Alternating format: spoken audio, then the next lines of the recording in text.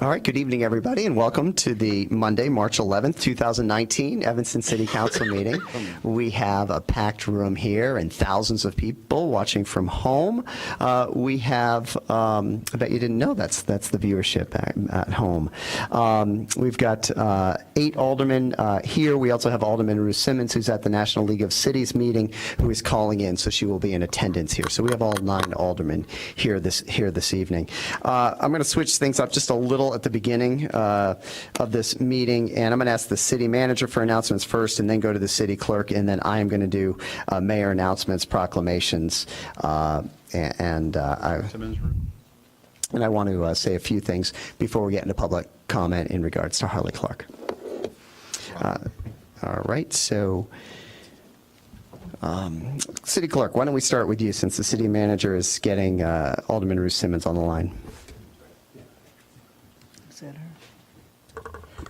Good evening. I'm not used to going first here. So we have elections starting, early voting begins on Monday, March 18th. So you can come here to the Civic Center to vote for District 65, school board candidates, District 202, Oakton Community College Board, and for those of you who are in South Evanston, you can vote for Ridgeville Park District. The clerk's office is happy to announce that we're going to have an interactive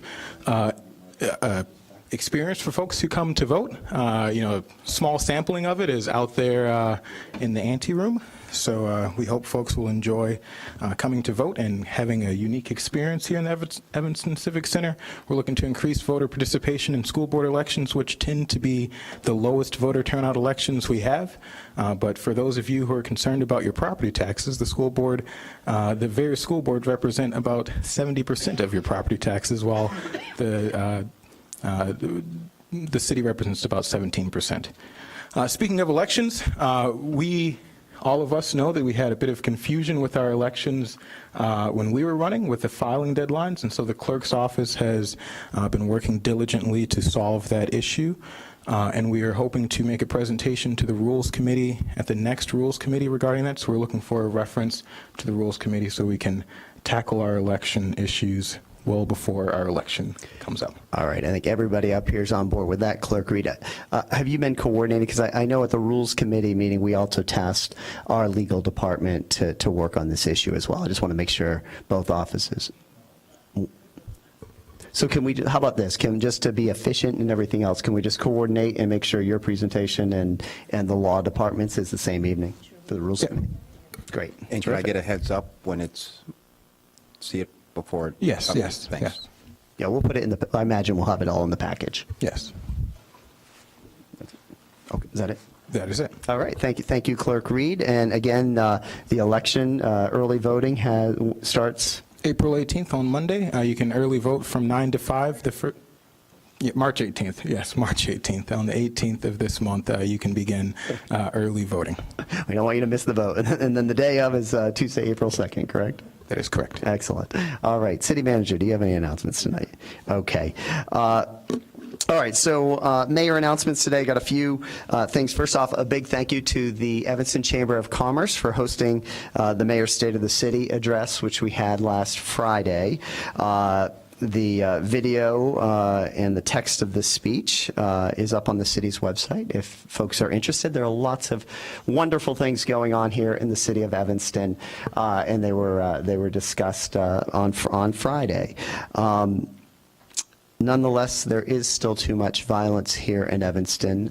We did have a Chicago man, a 33-year-old Chicago man, shot and killed here in Evanston on Friday evening in the 1823 to 1827 Simpson block. Chief Cook is here, and I spoke with the chief. I know the alderman did as well, Alderman Ruth Simmons, and the North Regional Major Crimes Task Force has been established as investigating this horrific crime. So our thoughts and prayers with the family of this Chicago man who was killed here recently. As a lot of people know, this is the month of women. I think every month should be of women, but this particular month we're celebrating, women achievements, and we have a proclamation celebrating women in public office. And so, whereas the month of March is Women's History Month, celebrating the significant achievements and contributions women of all races, ethnicities, and backgrounds have made in the world, and whereas women play an essential role in the life, vitality, and diversity of our communities and are essential to ensuring the city of Evanston is well represented at all levels of government, whereas while the 20th century was a pivotal time of growth for women entering politics, women remain underrepresented in many fields, and thus providing opportunities to support women in public office is imperative. Whereas all 5 elected officials representing Evanston in the Illinois General Assembly are women for the first time ever, and 6 of the city's 9 wards are represented by women on the Evanston City Council. You look right up here, there are three men, and if Alderman Ruth Simmons were right here, another woman, so 6 women up here.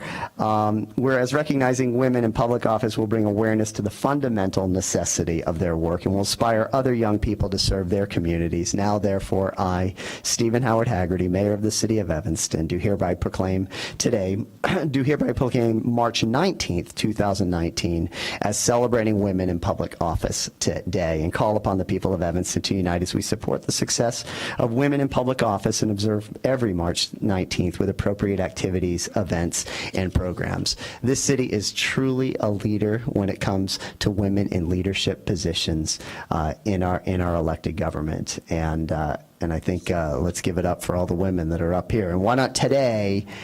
Let's. And I know we have lots of head scratching always going on about, okay, are these alder people? Are they alder men? Are they alder women? In light of this proclamation, if you want to get up tonight, all night, and just say alder women to any of us, including the men up here, you can do that. All right. Thereby I proclaim that with all the powers vested in me as the mayor of our fine city. I have another proclamation. I'm not going to read all of it on this one, but I just want to hit some key parts of this and ask one of our really engaged residents to come up and speak on it, and I want to present this. This is Colon Cancer Awareness Month, colon cancer is the second leading cause of cancer among men and women in the United States. 1 in 20 men and 1 in 24 women will be diagnosed with colon cancer in their lifetimes. There are now more than 1 million survivors of colon cancer here in the United States. The national goal established by the National Colon Cancer Roundtable is 80% of Americans ages 50 and older be screened in every community.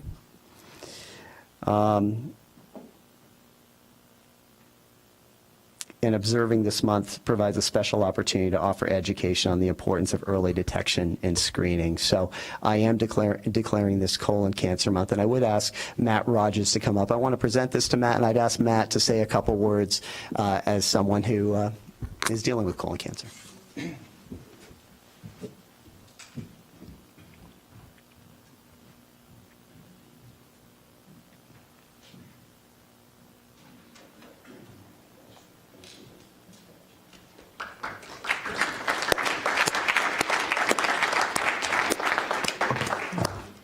Thank you, Mayor Haggerty.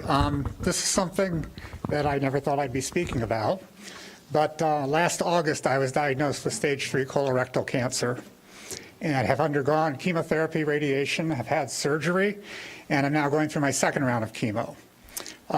Sounds like a lot, but the beautiful thing about colon cancer is when it's caught early, it is 100% able to be taken care of. My prognosis is very good. We expect when May rolls around that I will be 100% cancer-free and that I don't have to worry too much about it coming back. I want to encourage everyone, if you are age 45 or over, they just lowered the age to 45, to get your colonoscopy. Mine was diagnosed in my first routine colonoscopy. If I had waited another 2 years, my survival chances would have gone from 90% to 12%. So early detection is the key. I know it's not a pleasant experience to prepare for a colonoscopy. I've done it a couple times now, but it is something that can save your life. And so I just am taking this opportunity to speak out and encourage everyone to get screened, talk to your doctor about your risk factors, and make sure that you spread the word to your friends, families, loved ones, because it's easy to take care of when it's caught early. And so that's kind of my mission now, is to educate people about that. So thank you again, Mayor. Thank you, City Council, for your support on this as well.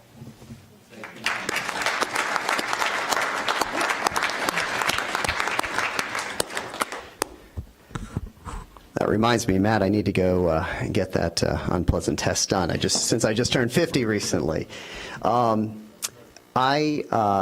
I'm obviously standing down here because the last thing that I'd like to do in my announcements, and I'd like to do it before public comment, is just share some thoughts that I have with the council in regards to Harley Clark. I've spent a lot of time, obviously, working on this issue over the years as the chair of the Harley Clark Advisory Council, in meetings with lots of groups and folks that are represented here today. I'm sorry that you have to see. I'll see my backside here while I'm presenting. But one of the big conversations this evening in the special orders of business is to start to discuss a process and a framework for how we move forward as a council. And I'd like to just really quickly help frame this discussion and share a suggestion that I have as I've thought through this, as well as other options. Again, I'm doing this now so that when the public gets up and speaks, if they want to speak to anything that I've said, there's an opportunity to do that. And then when we go into it, we'll just go into the discussion with the council members. Okay. So real quick, the question is, what do we do with this beautiful mansion on the lakefront? I will say this is one of the most beautiful pictures I have ever seen of the Harley Clark mansion, and credit goes to the Friends of Harley Clark for taking that. And I think that was taken during the polar vortex. All right, where have we been? I'm going to try to go through this really quickly. I think everybody knows, but I want folks, again, at home, anyplace else, we've been through 4 different options. All of those options have been rejected. There was the private option with a Pritzker boutique hotel, failed 6-3. There was the Illinois Department of Natural Resource Coastal Management. Ultimately, the state withdrew from that, saying they didn't have any money, which does seem to be true. The state doesn't have much money, and it's a big challenge here in Illinois. The other was the Lake House Garden proposal. That failed 7-2. That was when the city council moved forward for a nonprofit solution. It was the only proposal that was submitted. And then we went through a whole discussion in the last year about whether we salvage and demolish the mansion, initially thinking that that was an avenue to go down, and then ultimately, after a citizen referendum, changing that. What have been the problems? Okay, and these are the problems, again, in my eyes, as somebody who's followed this really closely. There is no community consensus, and let me be clear, I don't think there will ever be complete community consensus on what to do with the Harley Clark. Nonetheless, the issue's been around for a while, and we need to set a path forward and hopefully reach a resolution and move on to other important issues. There's been insufficient time to assess the property. I don't think we have ever given adequate time. This is a 20,000 square foot building, and the first time around, the Pritzker team and others got 6 hours to go through that building. That was something I found out when I chaired the committee, and I was quite surprised by that. We didn't give that much time for the other group to go through there. I think that that's a real process issue. I think there was an insufficient amount of time given for the last RFP in the 2 months. I wasn't surprised that there was only one proposal. I don't really feel like we've tested the market out there. I think to do so, you need to offer a much longer period of time to submit the proposals. And lastly, there's been a tremendous amount of distrust, sort of an incivility that has built up over time in regards to Harley Clark. I think it's making it challenging for us to move forward when there's a lack of trust, when things have been said, very sort of unkind things about lots and lots of people, whether elected officials or other people, that create a more challenging environment for us. what does the community want? Okay. Now, if we look at the community in terms of the elected body, the community, based on city council votes, I couldn't tell you what the community wants, other than we've rejected everything. If we base it based on this referendum, 80% of the voters said, and we're all familiar with the referendum, so I'm not gonna read that. All right. But what does the community want? According to the referendum, they want a mansion that's preserved, including all the buildings and the gardens. They want public access and use of the mansion. They want a use consistent with the lakefront master plan, and they want minimal or no public taxpayer money used. I think there's pretty consistent opinion that we don't have any public money to use towards this mansion, nor does anyone want to use any towards this mansion. What does the community want? Logically, you carry this all forward. They don't want private investment. They don't want it to be sold. They don't want city money in the mansion. They don't want it to be demolished. They don't want commercial use, as it needs to be consistent with the lakefront master plan. There's problems, in my opinion, created by a strict interpretation of the referendum. No one's going to invest in a mansion unless they own the building. I feel very, very strongly about that. You are not going to get somebody that's going to put $5 million or $10 million bucks into that mansion if you say that is still city property. I think the city can lease the land under the mansion. That's common. It exists in many places. But if you're not giving somebody a long-term lease to that building, it's unlikely that you're going to find anyone willing to put that in. No commercial use to remain compliant to the lakefront master plan means restricted revenue opportunities. No restaurant, event space, very, very limited use of that. No private investment in the mansion, as it would at best be quasi-public and not completely accessible and usable by the public. Again, I think you can interpret the referendum in different ways. My suggestion for moving forward, accept the general premise that residents want us, the city council and myself and others, to work harder to save the mansion. Don't strictly interpret the referendum. There will be people that get up and say you need to strictly interpret this referendum. Honestly, there was probably 4 or 5 different elements in that. I couldn't tell you that everybody that voted for this referendum voted for all of those, all of those elements. It may have been they just wanted you to try harder to save the mansion, or it may have been that it was because there was limited and no tax dollars, or it may have been because they wanted public, access and use to the mansion. I don't know, and I don't think we're going to know unless we broke down and did referendums all around town on these different things. Don't assume that every resident was agreeing with every condition of the referendum. How do we move forward? My suggestion is that we issue a new RFP. We set a due date that's 18 months from the release of the RFP. I think there needs to be, real good work done on this RFP. I think the RFP itself almost needs to be like a marketing package that you might see that comes out of the real estate community in terms of really pitching this property and what it could be or what the potential uses are. I think a lot of the work that has been done by community groups could be appended to this as different ideas that they have. Set it aside for private nonprofit or foundations willing to grant public use. Okay, let me be very, very clear. Lighthouse Beach remains exclusively public and always will. All right, under no circumstances are we talking about the sale of Lighthouse Beach.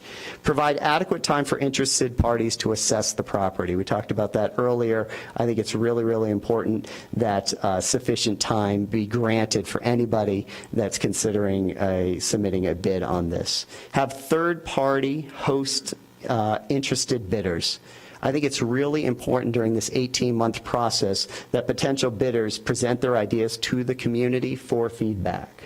Okay, as part of this process. The typical way it works is we issue an RFP, we collect the RFPs, so the city does, and then we start this whole process.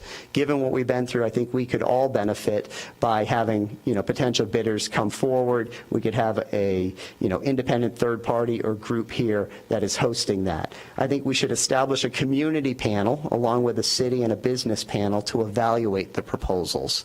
Okay, this is similar to if we look at Chief Cook's right here. When Chief Cook was hired, and this is something the city manager does for the fire chief and other senior positions, is he will establish different panels. Okay, so he'll have a city panel, he'll have a peer panel, which is other police chiefs in the case of Chief Cook in the area who will come in and evaluate the candidates that are applying for our job, and then he will have a community panel of community representatives. I'm suggesting something similar here. My suggestion would be that the city council members recommend people in the community that would serve on those panels, and that the mayor would ultimately select the 6 people or 8 people, whatever's on the community panel. I'd suggest we also have a business panel and a city technical panel on that. The information that's gathered from those panels and the recommendations from those panels would then be presented to the city council for their consideration, discussion, and ultimately decision. Okay, if there are no acceptable private, nonprofit, or foundation proposals, and in an effort to continue to try to save the Harley Clark Mansion from demolition, I would then propose that the City Council consider issuing an RFP for private solutions. Again, Lighthouse Beach would be exclusively public and is not part of that. We'd be talking about a long-term lease. In this case, I'd suggest that the RFP process doesn't need to be 18 months, but could be 12 months. Again, the final 3 points are the same points that I just covered with the other, where there's community input and involvement along the way, as well as part of a panel. Haven't we done all this before? So what's really different here? In my opinion, there's sufficient time granted under this process to assess the house, to form partnerships, to raise funds or figure out financing, to obtain private, nonprofit, or foundation board approval. Community input is obtained by prospective bidders during the RFP process, and that's what we just talked about. And then proposals are evaluated by a community panel, business panel, and city technical panel, and feedback provided to the council. So these are all process changes that are done, and adequate time that's given. Obviously, this is my suggestion for the community to think about and comment on, and certainly it's the city council's decision on how we move forward on this issue. There are other options. One is we do nothing. We just allow this issue to cool down before setting a new process in place. Another option is we rezone to single family and we sell the home. I mean, again, these are things that I've heard from people that have come and met with me, so that's where I'm getting here. Again, the beach wouldn't be sold. That remains exclusively public. We could immediately sign this to a legitimate person or organization with a plan. If somebody comes forward right now, and the city manager will talk in a little bit after public comment about if people have, council could just pick somebody and say, okay, we're going to go that route. Or we could lobby the state to try to turn this into a state park. That's another idea that's been floated. You could probably add a 5, 6, and 7 with other suggestions, and maybe people will during public comment. Excuse me. And then in conclusion, Harley Clark, and I said this in the State of the City the other day, Harley Clark does present an opportunity to our city and to our city. It is going to require smart planning and a thoughtful process, in my opinion. Our job is to reset the table in a smart and thoughtful manner so that we can ultimately resolve this issue. So thank you for giving me the opportunity to speak before public comment, and then, as I said, after public comment, we'll get into SP1, which is Harley Clark, and I'll turn it over to the council. Thank you.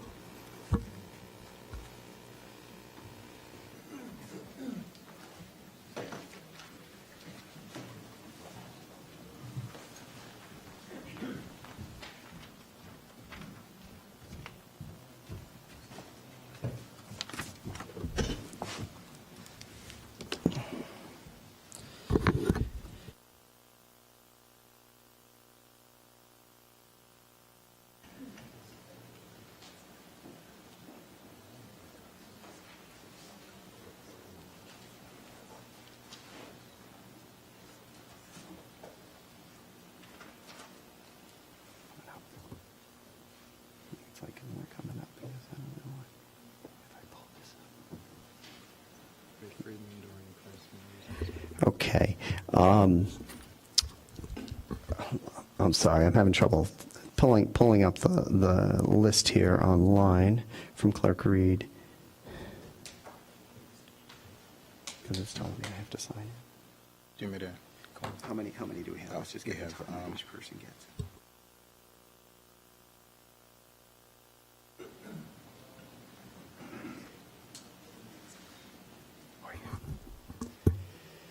Speakers. Okay. Okay.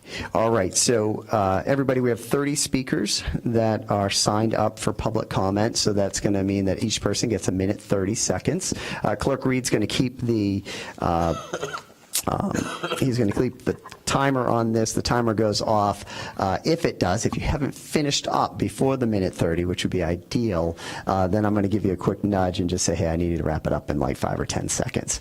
So we've got a lot of speakers tonight, and I would like to try to get through this efficiently so we can have a good conversation about Harley Clark as well as other issues that are before the council this evening. The first speakers that we have. Mary Rosinski, Melanie Cody, and Michelle Sweeney. Can you send to me again? Yeah, I'll send it to you again. It's weird.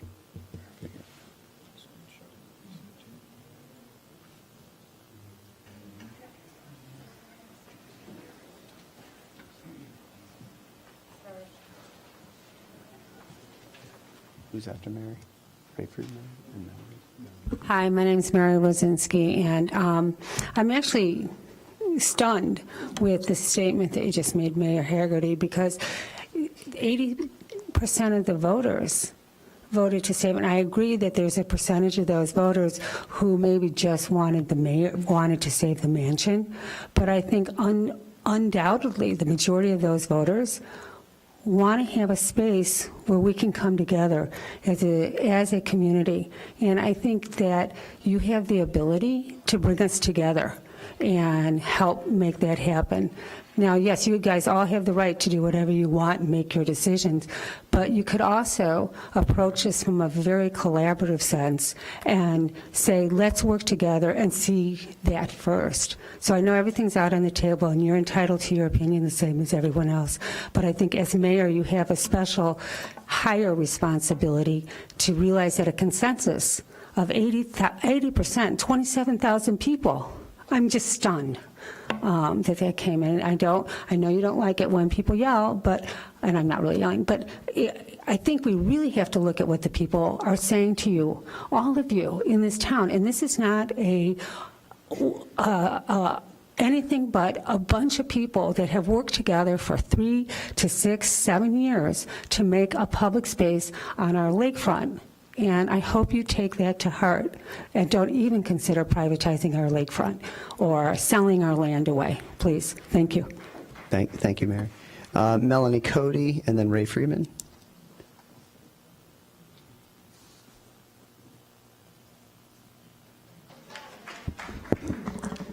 Neil Gambo.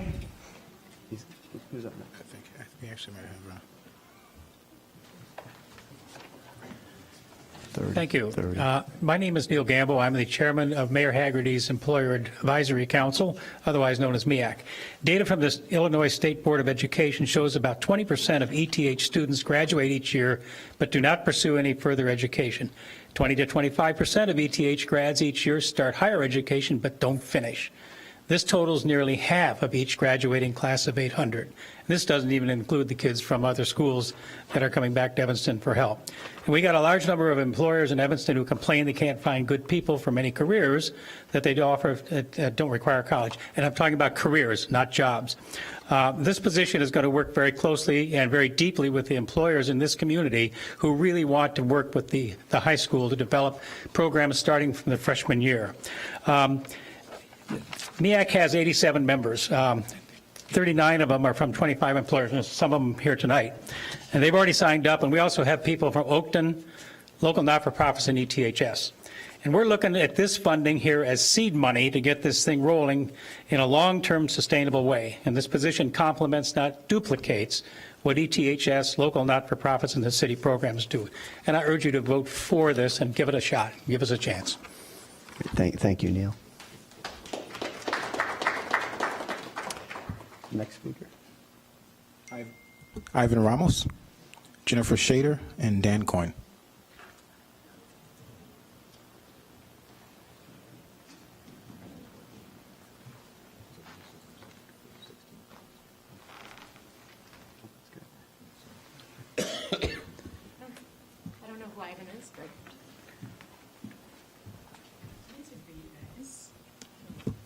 Oh, thank you.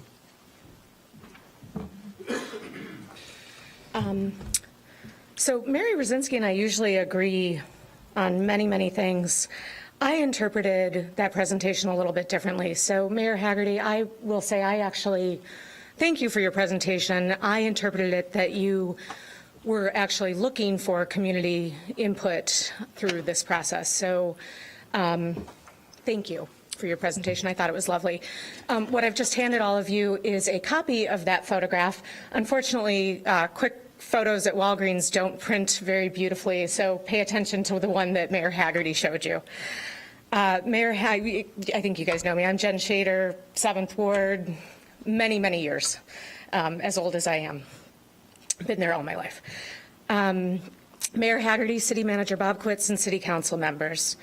On behalf of the Friends of Harley Clark, I want to start by thanking you in advance for the discussion you will have tonight regarding the Harley Clark buildings and Jens Jensen Gardens. We hope by opening the door to more options, Harley Clark won't be viewed as a burden, but an opportunity. Set in the middle of the Lighthouse Landing complex, we firmly believe that one day these city assets will once again be the pride of our city, just as they were when they were first built, and we hope to be involved in helping with next steps. We think Mayor Haggerty said it best at his State of the City address last week when he said, "I want an adaptive, functional reuse of Harley Clark that creates a special place for residents and visitors alike. But in order to get that, we have to be more thoughtful and thorough. We have to have a more thoughtful and thorough process." We couldn't agree more. So many people and groups have showed continued interest and commitment to this issue. We have heard the people, 80% of whom have participated in the referendum. We have heard the council who voted not to demolish. We have heard the mayor, and importantly, we have heard Alderman Wilson about compromise. Now is the time for everyone to work together.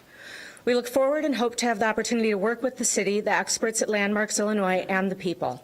We're willing to provide the brain power and manpower and to do the homework and legwork necessary to find a sustainable solution, perhaps a private-public partnership that is equitable for all. Some of the original founders of Save Harley Clark have since moved forward to form the Strategic Professional Board of Friends of Harley Clark in hopes of supporting the city and the property as the process moves forward with supportive funding in parallel to the process which you are discussing tonight. Among other things, utilizing the Friends of Harley Clark Professional Advisory Board, we'd like to be able to assist in the technical aspects, strategic partnerships, and fundraising efforts for renovation and restoration of the buildings and gardens. We also bring to the table an existing adaptive reuse committee, experts, donations, enthusiasm, media attention, and unbridled commitment. Short term, we'd hope to help the city's asset come alive again bit by bit. Some immediate no cost to the city opportunities that we'd like to offer are a community-based spring cleanup of the grounds, professional photographs of both the inside and outside to be used both for fundraising and an RFP process, similar to by the same photographer that you saw who took this photograph, and the presentation of our Adaptive Reuse Committee's white paper that includes case studies on 25 similar properties who've experienced the success we hope to bring to Harley Clark. We'd like to begin a more active phase of fundraising as well and have begun a soft launch of this effort with more than $140,000 in donations and pledges, not only from Evanston residents, but from people in many states throughout the country. In fact, interest and support of our effort comes from people in dozens of states and at least 2 countries. We believe that an alignment with the city will strengthen that network and enhance interest in this beloved landmark. At this point, we believe Save Harley Clark will stay active in alignment with the Harley Clark Community Group who have been hosting the community conversations. We look forward to those groups sharing their learnings with both friends and the city, and we all agree that people from all wards of all backgrounds, ages, abilities, who may not have previously accessed Harley Clark, be represented in the process and will ultimately enjoy this jewel on the lakefront in Evanston. Finally, we look forward to your leadership in building Harley Clark into an incredible Evanston asset and look forward to the opportunity to partner with you throughout this process. Thank you. Great, thank you, Jennifer. Next. All right, I think we've solved the technical problems we were having up here earlier, so I apologize for that. Next up, we've got Dan Coyne, then Pablo Castillo, and then James Engelman. I'm sorry, I couldn't hear what the time limit is. Is it a minute and a half or 30 seconds? You know what? It's now because we've taken care of our technical problems. We are generously going to open it and give you 2 minutes. Thank you, 2 minutes Mayor. for you and all following speakers. We do not have 30. We do not have 30 speakers. We have 15. Thank you. Maybe we had a little more than 15. We haven't stopped folks with time, so everyone had as long as you needed. Thank you, Clerk Reed. Welcome. Thank you, Mayor. Thank you, City Council and City Clerk and City Manager. Dan Coyne from the 9th Ward, and last time I spoke, I made the claim that the 9th Ward is the coolest, and I did some research since then and actually interviewed my immediate neighbors, and we have consensus. 100% of us agree it is the 9th Ward. Just want you to know that. I do want to give a shout out to our voters. We have a couple candidate forums this Wednesday and next Wednesday, and I think it's imperative that we take a look at the candidates that are wanting to serve our community, especially our school districts, because I believe that our youth are our best investment in our community, period. And I think it's atrocious that if only 10 or 20% of our registered voters actually vote. So I'm just calling all voters in Evanston to please pay attention and please vote. There's an opportunity Wednesday the 13th at Reba Place Church to hear from the Ridgeville candidates.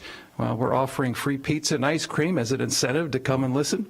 And then the following week, Wednesday the 20th, the League of Women Voters has a forum at the high school where we can hear from the candidates for our school districts, including Oakton Community College, which I think is the biggest equity asset we have here in Evanston for post-secondary ed. And I think it's imperative that we take a look at those 13 candidates that want to serve the 3 open seats at Oakton Community College and try to make a good decision so that that 7-member board can discern how to best spend $120 million a year for our youth. Thank you. Great. Thank you, Dan. All right. Next up, we've got Pablo Castillo, James Engelman, then Karen Demarest. Good evening. So I have a letter here written by Pete Davis, Assistant Superintendent of Curriculum and Instruction. So, dear City Council, we can all agree that all students should graduate from ETHS with the skills necessary to pursue a path that leads to a successful career and life. Part of the work is building viable career pathways for students directly entering the workforce from high school. That's what makes the Mayor's Employer Advisory Council and the new Youth Job Center Career Partnership Manager position a game changer. ETHS 5-year graduation rate is 95%. Our 4-year graduation rate is 92%. We know that about 20% of our graduates do not enroll in college within 16 months of graduation. Not all students choose to attend college, and attending college is not necessary for all students. While we are ahead of the national percentage for students graduating from college, we know that some students start and then leave college for a variety of reasons. This all goes to the importance of having viable career opportunities here in Evanston and the infrastructure to connect the supply of 18 to 24-year-olds to local demand for employees. Through our work with MEAC, ETHS administrators participated in a series of employer visits during the summer and fall. Each of these visits broadened our view of what is available to students seeking a career right out of high school. More importantly, there are career opportunities right now in Evanston. That's why having funds earmarked for the Elevate Evanston initiative to fund a new Youth Job Center Career Partnership Manager position is so important. This position will be housed at ETHS and will work with the high school to strengthen connections between Evanston, young adults, local employment career opportunities to build and populate the pipeline of opportunity. We need to accelerate this work to meet the needs of today's 18 to 24-year-olds who live in Evanston and do not possess post-secondary degrees. We need to move from talking about and building pathways to careers to placing recent graduates into these established local career pathways. Through this curriculum and course offerings, ETHS has internal structures in place to support the pipeline. What we do not have is an external bridge to employers. That is a workforce development issue and requires employer and community participation. ETHS does not receive workforce development or career placement funding. The Youth Job Center Career Partnership Manager position is mission critical for adults ages 18 to 24 to access the pathways being developed by the Mayor's Employer Advisory Council. Sincerely, Pete Davis. Thank you. Thank you, Pablo. Next up, James Engelman. We got James Engelman, then Karen Demarest, and then Brian Brown. Hi, I'm James Engelman from the 5th Ward, and I'd like to you guys to grant a 2-year lease to a guy who's Average Music Center for space at the Gibson Morrison Culture Center. Thank you. Thank you, James. Always nice to have you. Karen Demarest, then Brian Brown, then Kevin Brown. Thank you. Thank you for hearing us tonight. I'm Karen Tolinar Demarest. I'm the Executive Director of the Youth Job Center. I'm also a 9th Ward resident. And I'm here to encourage you to vote for supporting the funding for the Career Partnership Manager. This role is a YJC employee, but it represents a strengthened partnership between the YJC, the City of Evanston, ETHS, as you just heard, the employers, some of whom are in the room, and nonprofit partners who are working in collaboration with each other and really working to ensure that we are not duplicating services and making things complementary. This person will work with the employers through MEAC, as you heard, to reduce barriers that exist in moving into the workforce and into local career opportunities, as they mentioned, not just into jobs, into actual careers.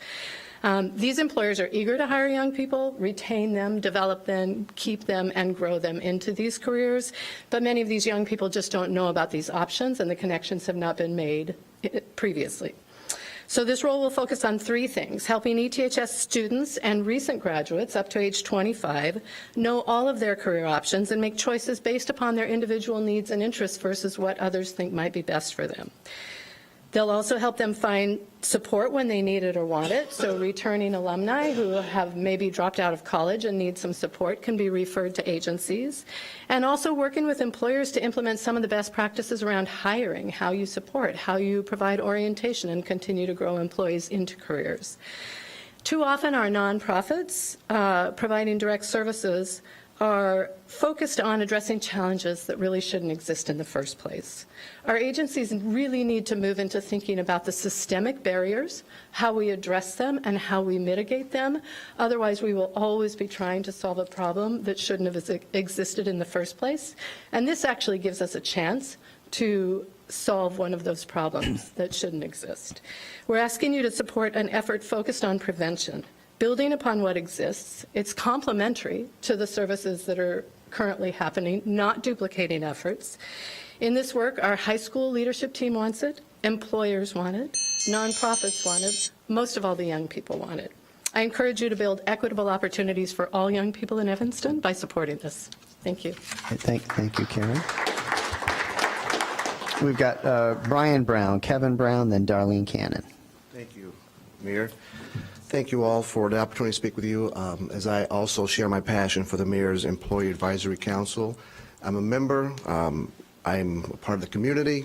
I'm born and raised in Evanston. And traveling throughout my world, in the corporate world, we find out that it's very difficult to get corporations together to do anything. And when you can get 25 to 30 businesses together to look out for the interest of our students and our community, that's an admirable point to take. I'm simply here because I am from Evanston, and everything I intend on doing is to benefit our community. And I'd like for you to strongly consider an opportunity for us to move forward as a community to provide an additional source for our students, as this is also going to allow them a national reach. Most of the corporations that are here have a national reach, and that's also going to help students if they choose to move to another state. They'll have a resource to utilize here. And Evanston will be known for that, being able to help our students and our residents throughout the country, which is unique in my experience. And again, it's generational. We're not only providing jobs, we're providing careers. And with the guidance and the soft handoff from the school to corporations, there'll be the intent of a long-term relationship which corporations will appreciate. That hopefully in turn will draw people to Evanston, because Evanston's cultivating a workforce hand in hand with the community. So thank you. Okay, thank you, Brian. We got Kevin Brown, Darlene Cannon, and Misty Wittenberg. A lot of people don't know Brian Brown and I are brothers from another mother. Kevin Brown, 9th Ward. I'm here as a staff member who represents the Youth and Young Adult Division for the City of Evanston. And in 2012, with the encouragement of the City Council, at that time, the Youth and Young Adult Division began making connections with our workforce infrastructure, the Chicago Cook Workforce Partnership. It's supporting satellites at Howard Area Community Center, National Able Network, the Youth Job Center of Evanston, and other workforce development community-based programs and agencies. And at that time, we worked with former Evanston Youth Initiative members. You may remember them, along with the Evanston 150, which a lot of us have forgotten about, but they had a committee focusing upon Opportunity Youth to highlight the need for additional opportunities for those in the 16 to 24 age group. And at the city, we started to build a supportive infrastructure of workforce development and family services that would address the community concerns and focus upon workforce development and training, healthcare, transportation, alternative recreation, civic engagement, and other supportive services. And the infrastructure included expanding the Mayor's Summer Youth Employment Program and creating best practice workforce training initiatives like the City of Evanston Youth Job Center, Building Career Pathways to Sustainable Employment Program. We had transportation construction program, we had a City of Evanston Oakton Community College CDL program, and the NU Skilled Trades program and other initiatives of that nature. So there was agreement by the city and ETHS that a position of this nature was needed and should be housed at the high school. And we had created a position funded partly by the city, funded partly by the high school. That initiative and that effort failed. And one of the reasons it failed is because we got ahead of ourselves and we did not have the supportive infrastructure that we now have through the Mayor's Employer Advisory Council, so that we can have an individual help to place people within career pathways, but also to work with both the employer and high school to make the connection that's necessary so that this can be a working and fruitful partnership. So I ask you to support the career partnership position. I believe it supports our programs. Thank you, Kevin. Darlene Brown, Misty Wittenberg, then Doreen Price. Excuse me? Darlene Cannon, excuse me. Good evening, Mayor Haggerty, council members, and Clerk Reed. My name is Darlene Cannon. I'm here to represent the Highland Clark Community Engagement Committee. As you know, we've had several meetings with hundreds of Evanston citizens that participated from all wards.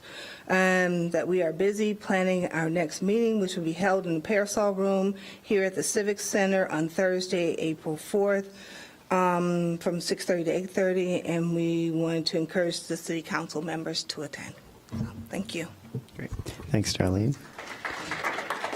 Misty Wittenberg, Doreen Price, then Bennett Johnson. Hi, Misty Wittenberg, 5th Ward. So I'm here to speak tonight on behalf of many residents who are concerned about the city's compliance to FOIA laws. So a group of us started by submitting a FOIA request asking how many FOIA requests were denied last year in full or in part by the law department before being forwarded to the FOIA officer or one of his designees. And how many of those denials from the law department failed to disclose that it was law staff responsible for the denial. So the answer was 40%. 40% of hundreds of records, actually more than 1,000, almost 1,300 records. So under Evanston and Illinois law, only the city's designated FOIA officer, so in this case it's Clerk Reed, is authorized to receive, process, and grant requests for public records. Section 9 of Illinois FOIA law states each public body denying a record for public records shall notify the requester in writing of the names and the titles or positions of each person responsible for the denial. So I went to the clerk's office and I spoke to basically everyone there on staff, and they know that records are being unlawfully denied. They can't release the records in these cases because the law department is withholding the records from the clerk. So 172G of Evanston City Code reads, the city clerk shall be the custodian and keeper of all the books, records, ordinances, and papers of the city. So then we looked into the basis provided in these denials. Section 1.2 of state FOIA law reads, all records in the custody or possession of a public body are presumed to be open to the public. Any body that asserts that a record is exempt from disclosure has the burden of proving by clear and convincing evidence that it is exempt. Goes on to say that additionally, they need to not just cite the code, but the detailed factual basis for that exemption and a citation supporting that. So just to sum up, Mayor, you spoke earlier about public trust. How can we trust the city when you're ignoring laws and laws of the state when it comes to transparency and rights? And you know this. I've emailed you multiple times of things you personally assured me of. And now that it's being flouted, you're just ignoring them. Those questions weren't rhetorical. I actually would like these issues resolved, specifically to me and in general. Thank you, Misty. Next up, Doreen Price, Bennett Johnson, then Tricia Conley. I think one thing's very clear is that passion is the way to do the most good in a community. And I applaud everybody who's courageous, including the students under your program, Mayor Haggerty, in terms of the Employer Advisory Council. I wrote this note regarding an imperative, and it kind of overlaps with this discussion I didn't know you were having. And so I call it Safeguarding Affordable Home Stock Enhances Meaningful Job Creation and More Livable Community. And it comes with regard to the question of passion, because when I chose my career, I did that. And there's so much passion in what people could be doing in these jobs. It's a fantastic opportunity. It's the excitement I had as a scientist. Only this is working with your hands and making the community better and making people's lives better and having instant smiles as opposed to waiting a year to find out if your study worked. Evanston's Rebuilding Warehouse and Youth Job Center programs are in the midst of inspiring and a generation of careers with purpose, creativity, craftsmanship, and deep ties to the community through the trades, because they're interviewing right now. As you young people, I'm speaking to you guys who are, 18 to 24, as young people go through the selection and apprenticeship application process, take a closer look around Evanston. Think of what uplifts you, your friends, your family. What little things excite you to make great things happen? And that's the core of job satisfaction and passion, as far as I'm concerned. Thanks to our very own polar vortex, your experience gives you the whys and some hows to pursue climate resiliency on your own homes or helping an overlooked neighbor down the street. In the end, choose a career that makes you feel good about helping others and working with teams who share the same. Our shared community brings out the best in us whenever someone reaches out or holds on. That's equity in the practice of being human. That's what doing good change that's what doing good change as a community goal. That's what's driving community change. Another is, I just have three paragraphs. Another is climate disaster resilience, which I think your career or job choice could help with enthusiasm. This report that I quote here, or that the references, will show how future disasters could widen a gap between us, how horrible it would be for a community like Evanston that values and builds on good people like you, the young people here. Disasters predictably lead there's numbers and everything to show that, lead to greater gentrification, which can segregate, widen inequality, and eliminate affordable single-family homes like yours. Fortifying affordable small homes now as best practices would preserve scattered neighborhood homes, decreasing the risk of gentrification, and improve chances of saving lives from trauma and devastation of climate change disaster. It's urgent, imperative, overdue, and right to spare many low-income, patient, long-standing residents hanging by a thread now from losing their homes, losing them and their homes. There's no better chance now than to rebuild together for a resilient and equitable future. And my hat's off to those who embark on new careers through these new initiatives that are going to expand and give people meaningful lives. Thank you. Thank you, Doreen. Bennett Johnson, Tricia Conley, then Claire Kelly. Here, Mayor Haggerty, City Clerk, members of council, City Manager. I am here to talk about for the 80-plus people who voted to save Harley Clark. I think your proposal has some strong points, primarily because you're talking about involving the community. I think one of the weaknesses is a year and a half is just too long.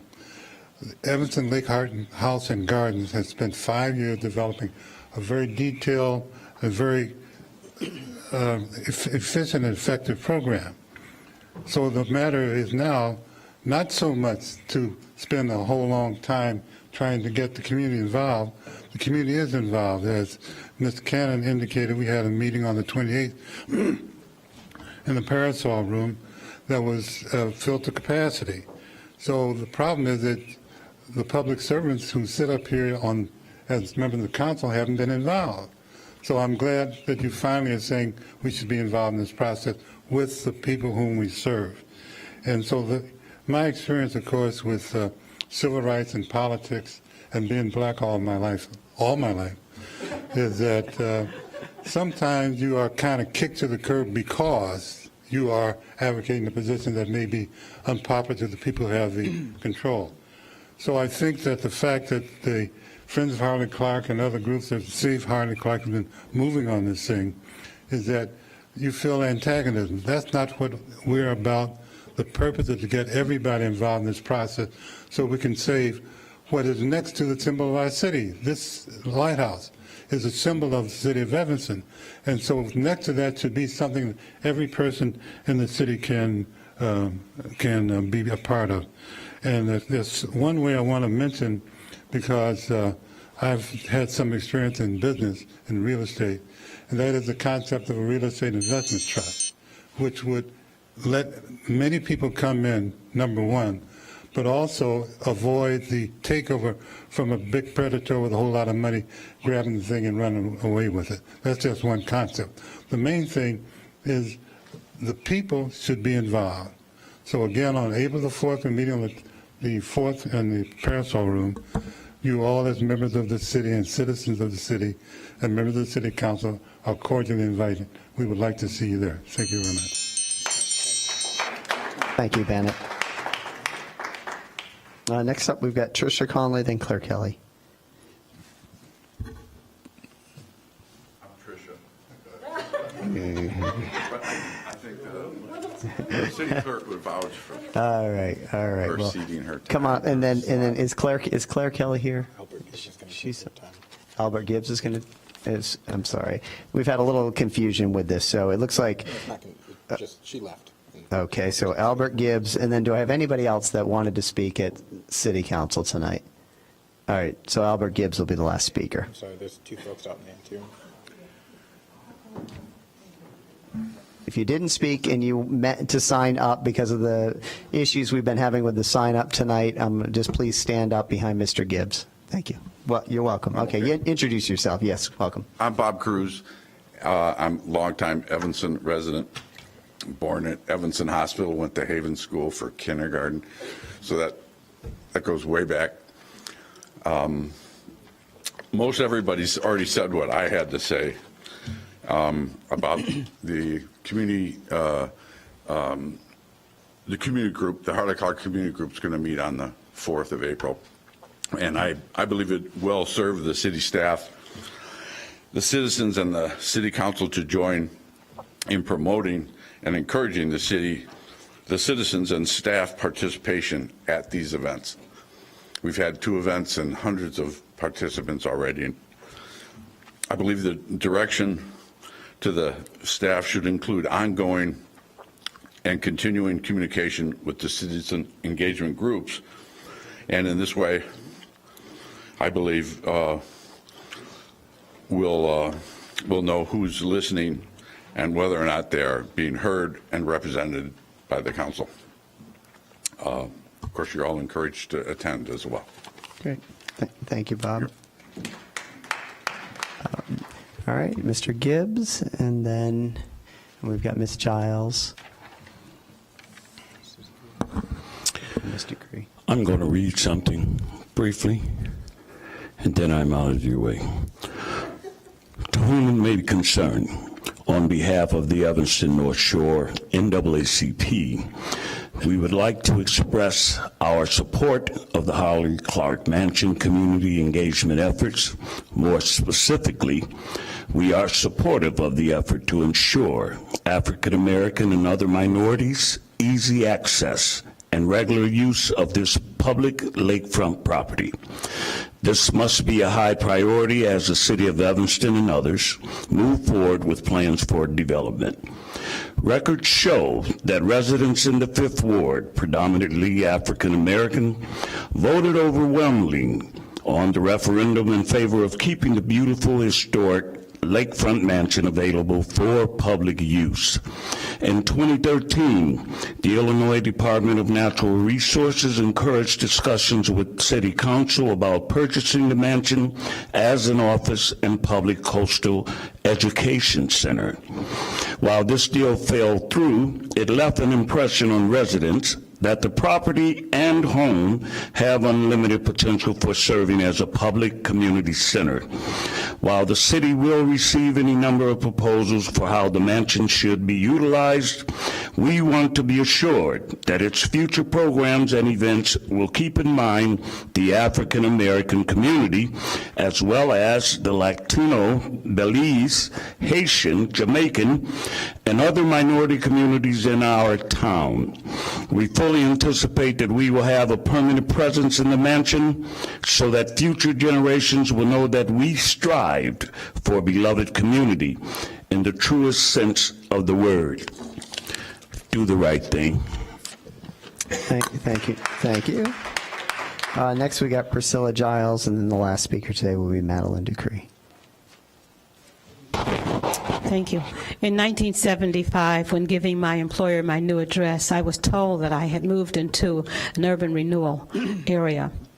The plan committee that just met had no reference at all, and nowhere was it mentioned that a block of homes affordable for the people who live there between Wesley and Jackson on Emerson Street were already sold, and that they would not be the future homes would not be affordable for any of the people who live there now. What is the purpose of having a affordable housing committee and having them speak at committee meetings? I don't understand. What is going on? Thank you. Thank you, Ms. Giles. And then the last speaker is Madeline Ducree.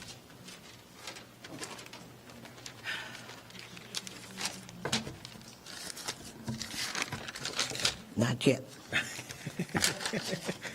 Okay, my time is time. Hello, everyone. Hello, everyone at home. If I remember correctly, the term sanctuary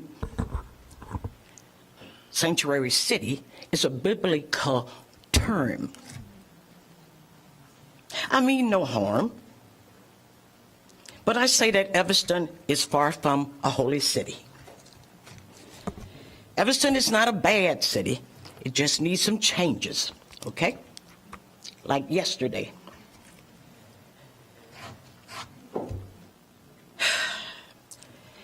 Sanctuary City could mean a bucket of ideas. If the shoe fits, wear it, okay? Shoe fits, wear it mean if you there, you did it, acknowledge it. If the council members would have just agreed to give liberty to everyone in this city. You didn't have to single out the undocumented people because we know who you are talking about. The Mexican people, the Cuban people, the Puerto Rican people, the African people. If I'm wrong, please correct me, someone. Now, We'll here's have a what I'm conversation saying. afterwards. Here, I beg your pardon? We'll have a conversation afterwards. Okay, thank you. Here's what I want to say about the sanctuary city, and no one saying that none of the undocumented people do crime. If I had the fear of somebody on my back, you think I would commit crime, especially in the daytime? Please, don't take Einstein to figure this out. Now, profiling. Do you know why and how this profiling came about? Because you people in Evanston who make those decisions made it harder on people, black people, colored people that looks like me, okay? Brown, black, high yellow, pink, whatever you want to say, that fall under that category. It is wrong for you to do that. Not only are you stopping some money for the police department to get, but you're wrong. And I understand that there's some police, the sheriff is the one who's helping to do this because they don't want to be the bad guy in the neighborhood. We're getting up. We need you to wrap up now, Okay. Mr. Gray. Okay, wrap it up. I'm going to wrap it up. Think what you have done when you go home tonight. Profiling, stop and frisk. Thank you. Thank you, Mr. Cray. And thank you, everybody, for coming out for public comment. As always, it was a lively discussion about a variety of issues. We're now going to move on to the agenda. The first item of business is the special order, which is the Harley Clark Mansion. And this is open for discussion this evening. So, City Manager, I don't know if you or the city staff had anything, or we can just open it up. Okay. All right. So, we'll open it up now. Alderman Wilson. Thank you, Mayor Haggerty. And I appreciate your thought to the issue, the presentation, and the outline on some of these concepts. Yeah, as one might expect, I'd given this a little bit of thought before I arrived tonight. So I had a few thoughts that kind of line up with yours, but a few that diverge, and I'll kind of go through those. It's my, I guess, opinion that for the most part, these prior committees, community conversations, the meetings that have happened recently, I feel like they've pretty well vetted the community perception on, expectations for what the property's accessibility and use should be within some parameters. So, and I think Mr. Johnson maybe mentioned the time frame. Somebody mentioned a time frame. I feel like that time frame is too long. I think it's important to for the city to maintain ownership of the property. So my strong inclination is to do something along the following lines. So I think we start with the prior committee that Alderman Revelle was on. They came up with some use parameters as far as what the community's expectations for access and use of the property are. But I think that we have to broaden that a bit. I think we have to make sure that we have city ownership of the property. I think we should allow proposals to consider use of the main house or the coach house or both. We might get a great idea for the main house, we might get a great idea for the coach house, but somebody might not have a great idea for using them both together. So I think we should build that into whatever the RFP looks like. I feel like we should not require the ideas and the applicants to be 501c3s. I'm not saying I want like a big corporation to crank out some sort of commercial enterprise that's the economic engine of the North Shore. But the 501c3 in and of itself is an impediment to some groups or organizations who might otherwise be able to put something together, potentially, that could be a good use. So I want to take that requirement out. I think it's important to allow a greater window of access for people to see the property.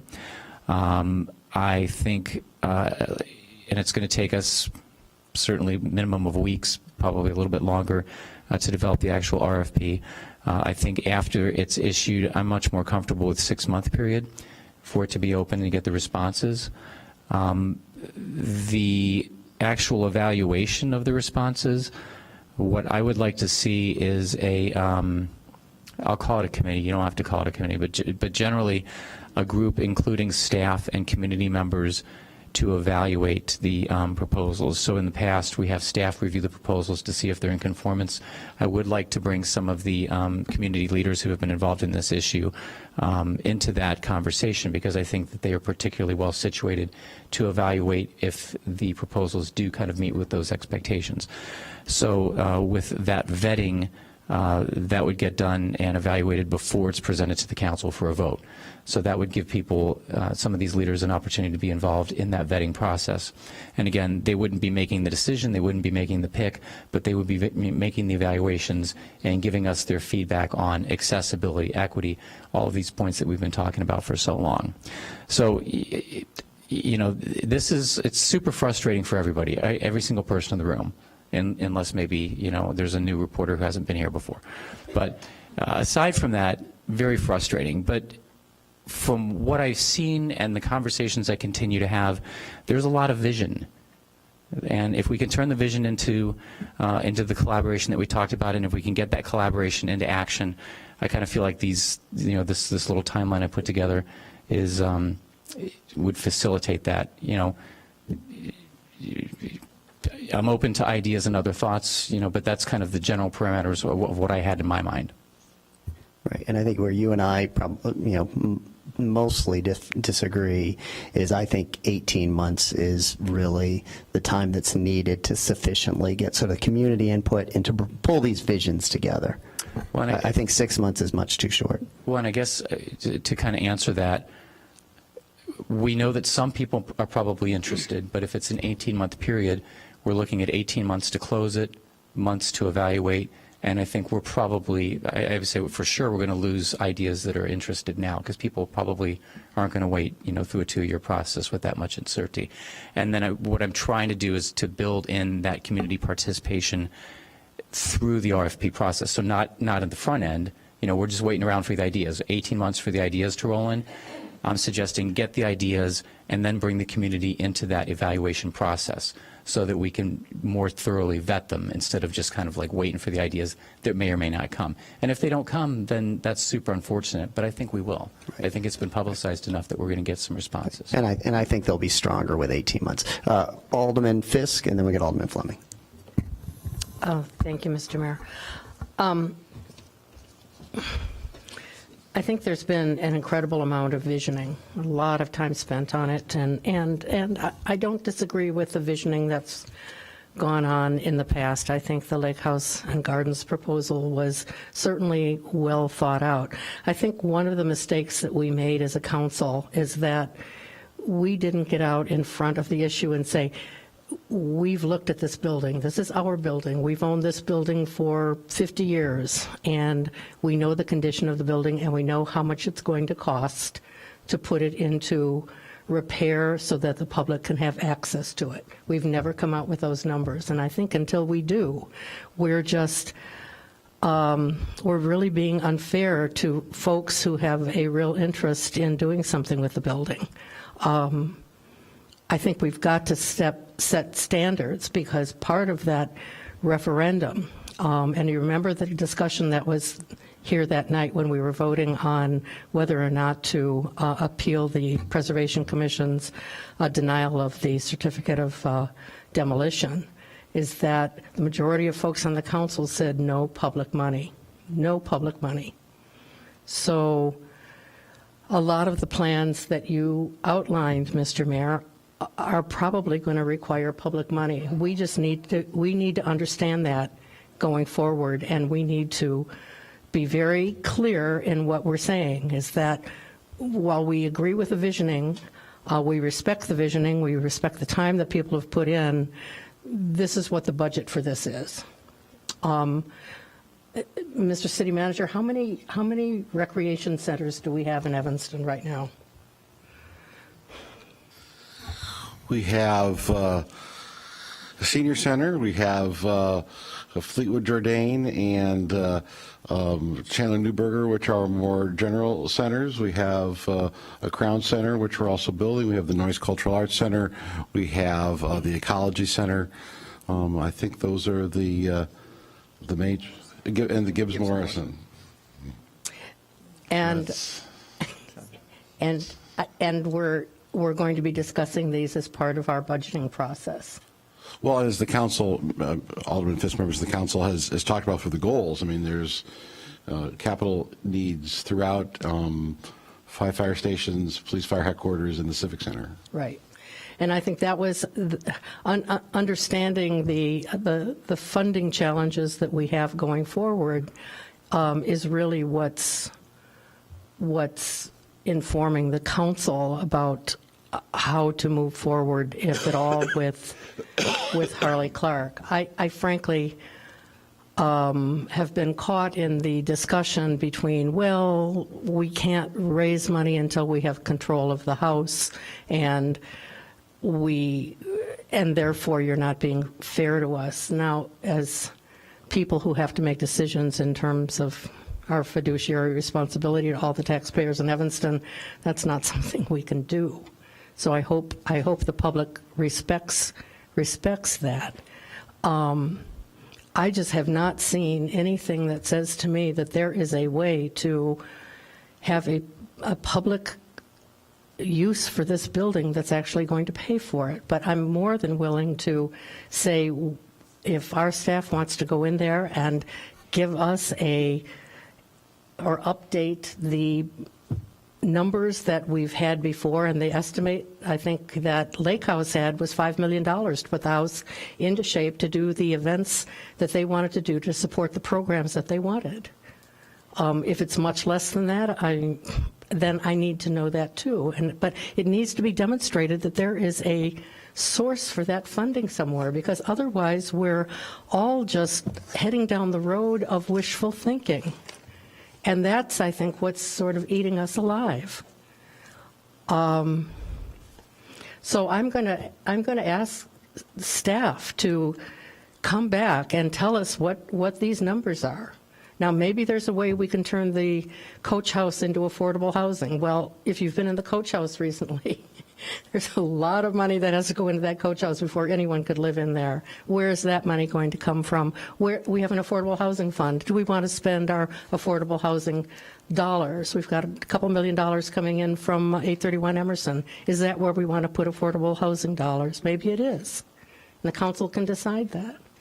But my point is that there are real choices that need to be made here, and it involves real money, and we don't have it. And it sounds like that there's not public dollars out there either. Even the state park that the mayor alluded to. I mean, that's a lot of money in order that Friends of Harley Clark, now that they've formed that organization, in order to comply with the state's mandate to even be eligible to become a state park, they're going to have to raise a certain amount of money for the state even to take over that land. Do we want that? Do we want the state to take our local public land and run it as a state park in order to keep the Harley Clark House?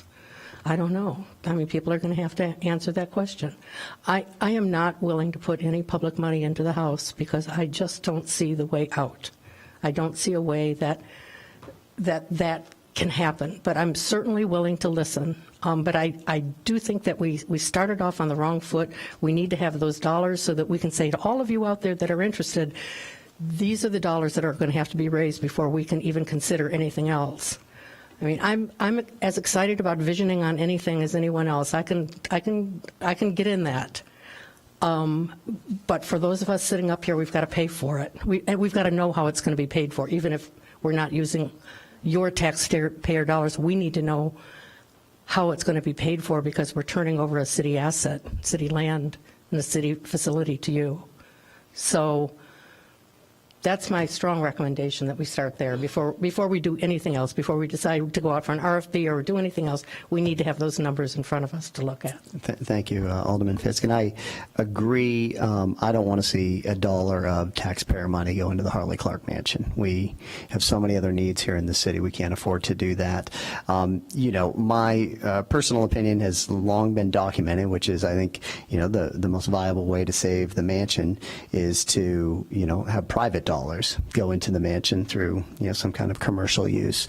I recognize that is not what many people here think, hence the reason I put forward this 18-month RFP process in going out to the marketplace for private nonprofits and foundations. I feel strongly that it's those organizations that come in here that will best be able to assess the mansion and figure out, what it's going to take to repair that mansion and put a program together to actually operate, in a financially viable way.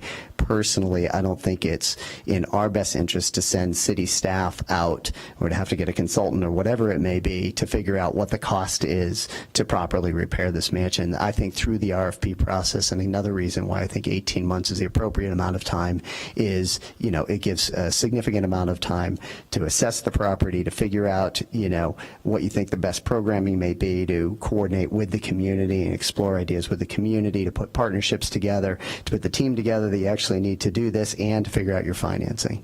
Alderman Mr. Mayor, if I can just really quickly respond to that.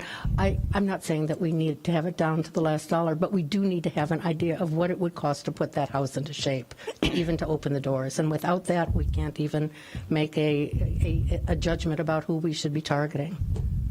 Okay, thank you. All right, Alderman Fleming.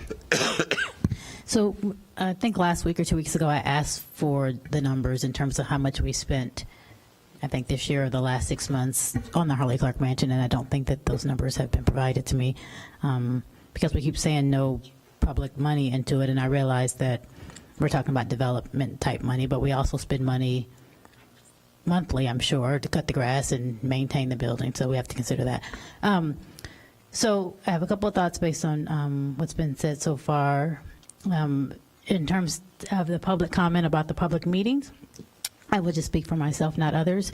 I guess in theory, I like the idea that I could come to a public meeting and people are giving their opinion and nobody's expecting me to give an opinion. No one has a question for me because I can barely go to the Valley grocery store without someone asking me about something for city council. So I appreciate the invitation, but I am going to decline to come to the meeting because I just don't see how that's possible for me to sit in a room with people who obviously are lobbying for something that I may or may not agree with.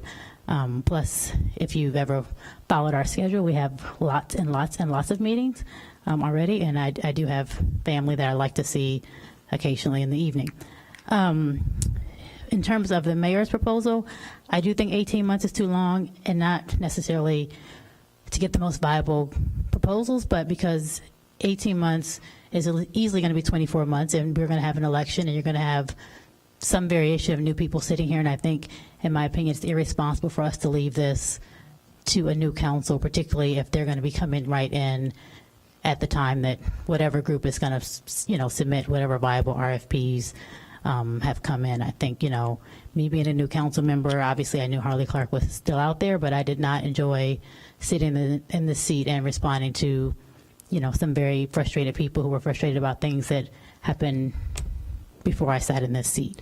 So I don't want to leave whatever form of new council there is with their first order of business being looking at these RFPs.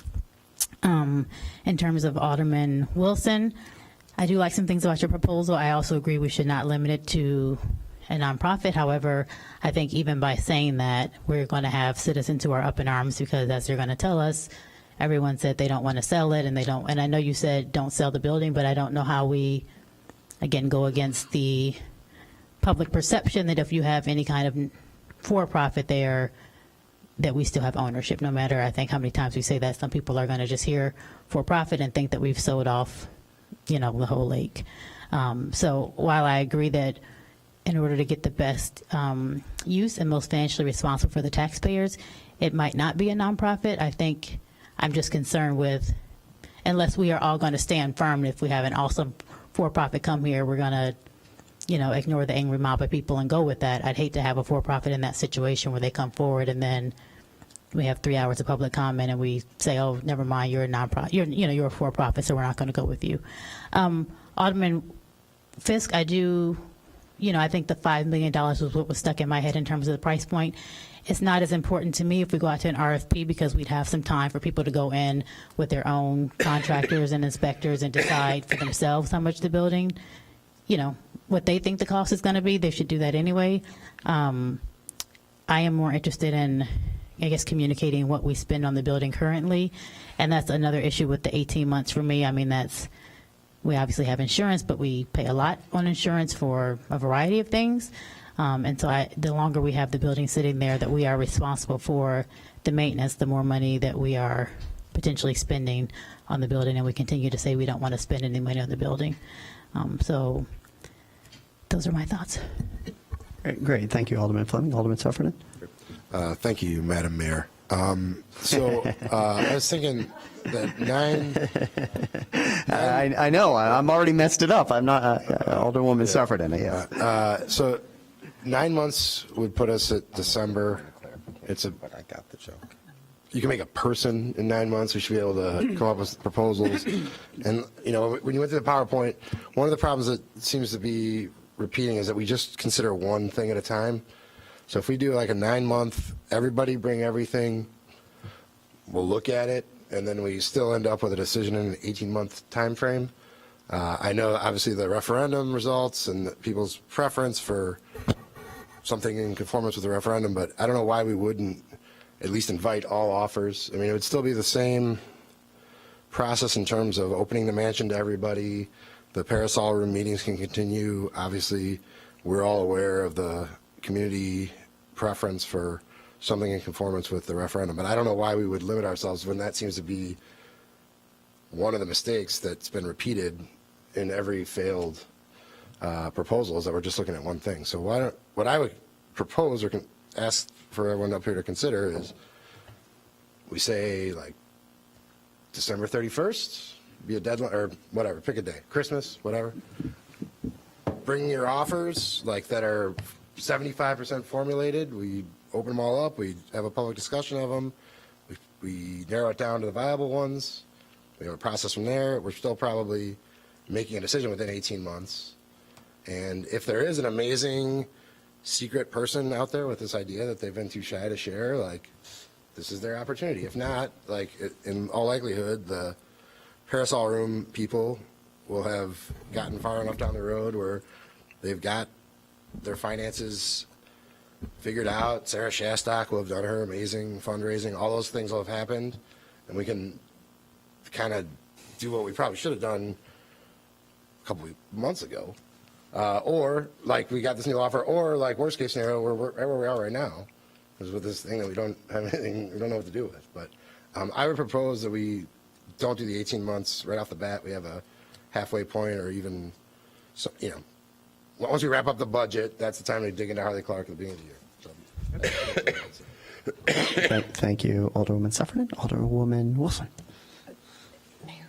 My light doesn't work. So Let's go to Alderwoman Nguyen and then Alderwoman Wilson. Thank you. I'm just going to ask I just want to make sure I understand. I understand most of what everyone's discussing. So when I look at this, I see that we have to prepare an RFP, which, as you were saying, everybody has a different idea for what should be in the RFP. So I think that's going to take some time to figure out what the parameters would be. Maybe we should do as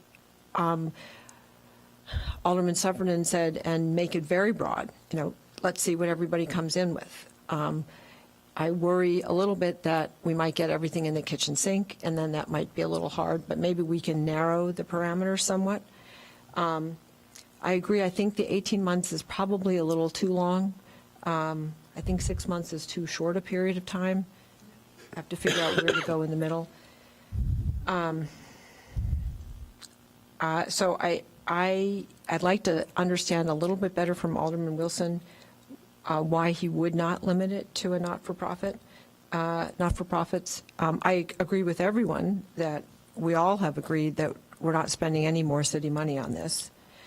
And we've heard a lot from the public that there is the money there, and I'd like to believe them, that there is the money there to restore the mansion and come up with a use that does have some ability for the public to access the building, because I think that's a critical element that has been part of our discussion. It doesn't necessarily mean to me that the entire house has to be open every single day for the public, but I do think in my mind that at periods during the day, during the year, or regularly, at least the first floor is open to the public. It might be the entire mansion, but at least the first floor, the common rooms, would be open to the public. I don't have any thoughts about what the best use of the mansion is, but I would still like to have some ability for I want to make sure the public still has access to it. I don't want to spend any of our money. I would like to get this done with some due speed so that we aren't leaving it to a future council. And so I guess I'm wondering what would the RFP process would be. That's what I'm trying to figure out, because that's been a difficult part for us in terms of deciding what it is we're going to accept ideas on. And also I'd like to ask Alderman Wilson to explain why. My concern, and maybe I'm just not sophisticated enough to understand this, is that if we make it available for profit, then how is it still, how would it still also be available to the public? And maybe there's a scenario that I'm just not understanding. Okay. And we'll go to Alderman Wilson now. All right, thank you. I think there are possibly scenarios that we're just not thinking of. So it's, a for-profit enterprise could have some idea that's completely open to the public. I just don't know. Or perhaps it's somebody just, instead of choosing to do a 501c3 and jump through all those hoops, maybe they just decide to form an LLC to operate some use that we think is a really great idea. But they might not be a not-for-profit, or they might not be a 501c3. I realize, maybe that's less likely because of the funding challenges, whatever, but I don't, to Alderman Suffern's point, I don't want to, kind of preclude the ideas at this point. I think you're right. I think what we've done is we've been too limiting, and I think if we're going to be more transparent about the process, a lot of the concerns are the fear about what happens if X doesn't happen. So if this doesn't happen, people are afraid that it's going to be this other thing. Mayor, I understand your concept on the tiered kind of, way of doing it, but I'm fearful that that's going to present fear in the community. Like, okay, if we don't get the great thing in the 18 months, oh God, then that's going to be this terrible thing, and people are going to kind of gear up for defending against the alternative. I would rather get all of the alternatives on the table, and we'll say they're good or bad, and move forward through that. 9 months, that's okay. That I think that kind of gets us through our budget season. So, maybe we get through our budget and then we kind of pick that up. I am particularly interested in, as far as the evaluation of the proposals, to include community members who've been involved in the process. I think it's important to include that voice and those voices in that. In the vetting before it comes to the council for consideration. Again, it's not to say that they're going to make a decision, but they're deeply involved. They're deeply engaged in this, and hopefully, from the conversations I've had, people are going to be open-minded. They're going to look at these and hopefully give them a fair consideration. If you're considering a proposal, I'm going to say the first thing you need to do is like do a couple Google searches and see what didn't work. Okay, just like look them up, figure out what didn't work. I think we're pretty clear on what's not going to fly in the community. So don't put forth the proposal that you know for sure is going to create a firestorm. But I don't want to be so limiting this time around, so that we're not going to potentially get ideas that might be good ideas. And I think the 9 months would give enough time for that. The use parameters, I think, have been pretty well vetted. So if we stick with kind of those use parameters from the prior RFP, open it up to something beyond not-for-profits, make sure that we're clear that the city maintains ownership, include the community in the vetting committee, I would feel comfortable with that, with an RFP that looks like that. Thank you. Alderman Ravel. I guess I'm agreeing pretty much with Alderman Wilson. I I think as long as the RFP specifies that it needs to be some kind of a community use, then that takes care of, whether it's being proposed by a not-for-profit or some other kind of entity. From the mayor's presentation, what I really liked was the way, if we could encourage people who have an idea to basically test the waters with the community in sort of more informal kinds of conversations before they actually submit their proposal, as well as including the community in some kind of a vetting process after the proposals come in. I think that would be really good. I'm not sure exactly how many months, except I do think 18 months is too long. I could live with 12 months, but anyway, somewhere in the 9 to 12 months. And another idea of Alderman Wilson's that I would like to see included is if a group has an idea for the house and another group has an idea for the coach house, that we're not necessarily looking for one proposal for the whole property. Keep that pretty open-minded there. So there's just some of my thoughts. Great. Thank you, Alderman Revelle. Alderman Fisk. Alderwoman Fisk. Thank you, Mr. Mayor. I agree that, if we go out for an RFP, that it should not be limited to any particular use. It should be open to all comers. And I would just like an update from the city manager on what other interest has come over the transom since we've been discussing it. Can you tell us what sort of interest has been out there and who's expressed it? Certainly, and I'll ask Assistant City Manager Erica Storley to step up to the microphone to help. We have been talking over many years. We have, I think, heard from Erica. I've probably heard from at least a dozen realtors. I don't know how many you have heard from over the last several years. Local realtors who say, I have a client who would like to buy the mansion, period. So without, clearly a private home use. So I've heard from at least a dozen of those over the last 4 or 5 years. Eric, I'm not sure how many you've heard from. Some of them have probably been duplicates because we have not kept a precise tally of who we've heard from.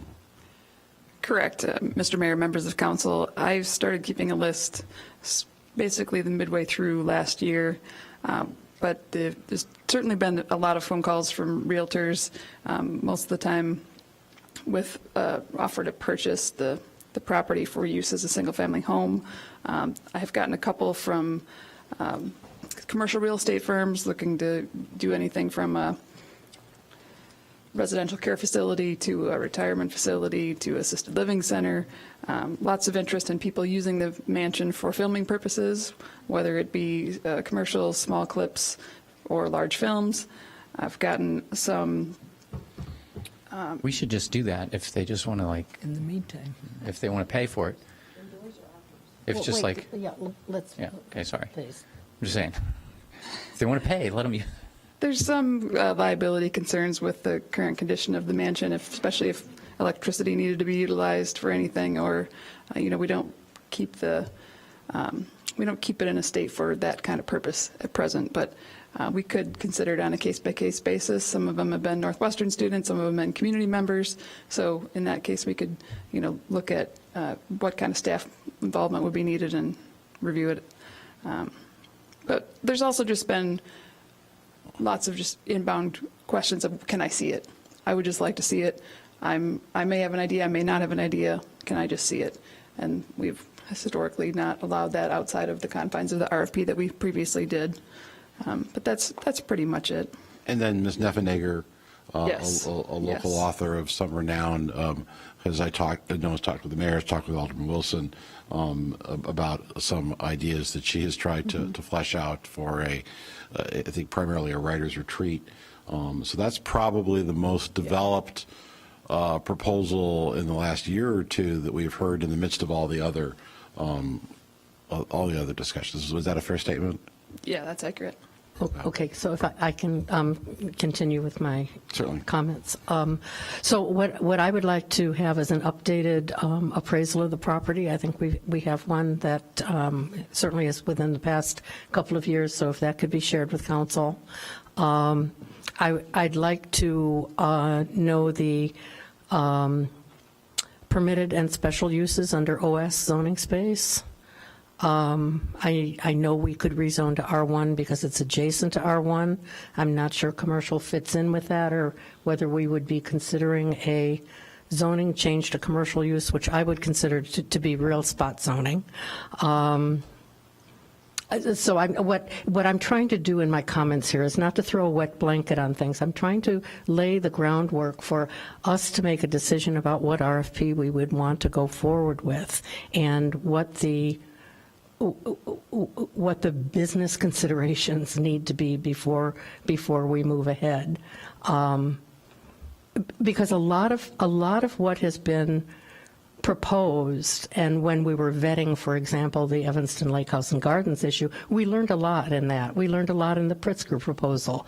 So now we're doubling back on a number of questions that we have already had answers to. Are those answers still relevant? But I'm absolutely agreeing that if we open the door to an RFP, that everybody should come on in. If the property is worth $3 million to someone who wants to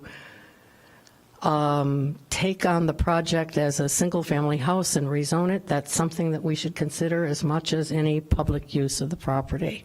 I mean, to do anything otherwise is just not responsible, I think. Now, I would go back to, I think all of us struggled a little bit to try to figure out what the referendum actually meant. And I talked to a lot of folks about how they voted and what they were voting for.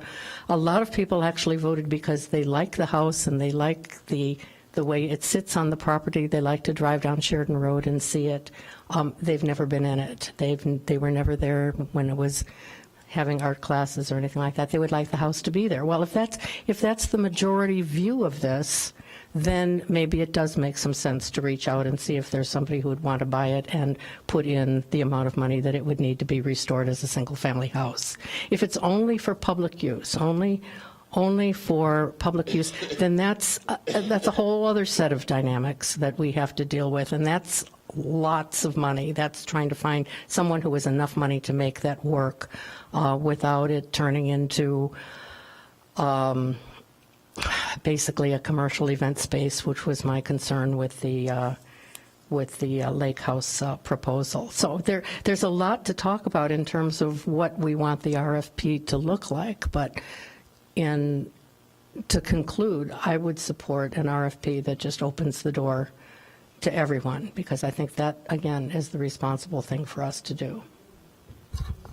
And my question to the council would be, if we open it up for everything, and I totally see, some positives with that, the efficiency and everything else, and let's see what the marketplace is willing to offer, should we be taking a straw vote up here so potential proposers have some confidence that this council actually would consider, selling the mansion? I mean, what you just suggested, for instance, I'd hate for people to put a whole proposal together when there aren't 5 people up here that say, selling the mansion is a possibility. Like, we'll sell to a single, family to buy and to fix up, or the same with commercial. We'll turn this into, a little boutique bed and breakfast or something, whatever it might be. I certainly would want to know, if I was bidding on this, that, again, there are at least 5 people up here that did a straw vote that said, yeah, I'd consider a commercial option. Go ahead. I don't think we can do that until we really talk through the RFP and see some of the responses. There may be a small commercial use. There may be someone who wants to buy it for a B&B in the house itself. And leave part of the house open for public. That's where we started this with Mayor Tisdall. Mm-hmm. That discussion with Colonel Pritzker a long time ago was, do you have enough money to put into this house and keep it open for the public, but also run a small B&B in the house? And the answer to that was no, that was not cost effective. So we've been there, but I think it's worthwhile now that we've been through this whole process, and whoever is going to be responding to the RFP will certainly be informed of where the city's gone. There's no shortage of public record on the whole discussion. But I think for us now to put kind of roadblocks in place doesn't give us information that we Right, need. and I'm not looking But I at hear what as you're putting saying. roadblocks. I'm saying it's giving affirmation to the market that there are enough folks up here that would consider, a commercial option or selling it to a private family. That's where I was going. Yeah, with but we can't really define those options very well until we hear from them what the entire vision is. it. Okay, Alderman Rainey. Some ideas that I have for it. I agree with Alderman Suffredin, or Alderwoman Suffredin, and Alderwoman Fisk. It should be an open proposal, shouldn't be restricted, that the property must be sold, because otherwise there's no way we can maintain our position that city money will not be spent on it. There has to be evidence of financial capacity to implement whatever the proposal is without periods of time of fundraising, et cetera. And, I mean, that's going to have to be proven. Also, regarding Alderwoman Revelle, she said there has to be community use. And I think there's a big distinction between community use and public access. And that has to be defined. Because almost anything other than, for example, a private residence, any commercial use is going to have public access. So we have to be very careful. Community use would be a museum, an arts center, an event space, but public access would be, yeah. So there's a distinction there. So those are my thoughts. Thank you.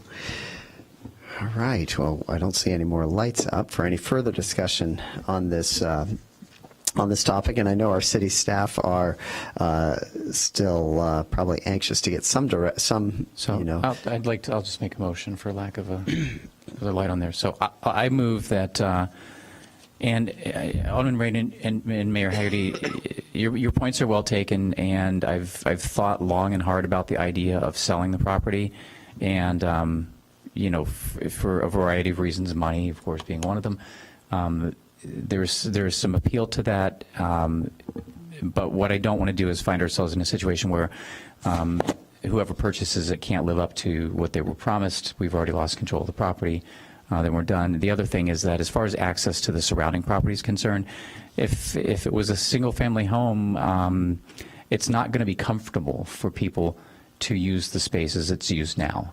I show up there and I go for, jogs and runs and stop on my bike ride. If somebody's living there, I'm not going to feel so comfortable like jogging right by their window. And I think people are not going to feel comfortable going and hanging out on the beach and watching the moon come up, things like that. So I'd like to make a motion that we have the staff prepare an RFP, and of course, it's subject to review and consideration, but that the RFP prepared in such a way that it's generally conforming to the prior requests as far as the parameters of use are concerned, that it provides that the city maintain ownership, that it has approximately a nine-month time frame, that the respondents not be required to be not-for-profits, and that the reviewing and evaluation committee include members of the public and members of the different. They're not all officially organizations, but I think there's been enough community leadership that the mayor could find a good, solid group of engaged citizens to participate in that. But that we get a draft of an RFP that looks like that. Did you say don't have to be nonprofits? Do not have to be nonprofits, okay, right? So right, and that for profit could be considered. Correct. Okay. Yeah. and that... But not the private sale of the property. Correct, not selling it, city maintaining ownership, and that proposals would be allowed for the main house or the coach house or both, that it doesn't have to be both of them. Second. Okay. Yes. Is the city maintaining ownership of buildings and property, or just property? Minimum property, if it was like a 90, year land lease or something, that's not my preference.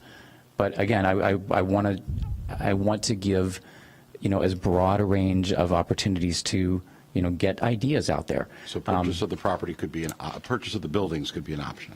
Could be an option. I wouldn't like it, your straw poll, I'm not going to be jumping on that. But I think it's just fair to put that out there so the community and everybody has an opportunity to see what all these things look like. We don't know what they would look like. Can you help us better understand, Alderwoman Wilson? Somebody says, okay, I've got this idea. Generally, people up here like it, and I'm going to put, $10 million into this mansion, fix it up nicely and all of that. Who in their right mind is going to do that and they don't own the building? I mean, I understand the land under it would absolutely remain city land and be leased. But you take, for instance, the Drake Hotel in Chicago. My understanding is that's actually on City of Chicago land. The hotel, has something like a 99-year lease, and they put a ton of money into that building, and they have the right, as long as I think the function stays the same, to sell it to some other hotel company if they wanted to. Sure. Here's my opinion, and as Alderwoman Fisk mentioned, the Pritzker team evaluated the property and determined that using it for a restored bed and breakfast would not work. So I just think that there's this universe of things that are not feasible. So the idea of putting $10 million into it for a hotel probably isn't going to work.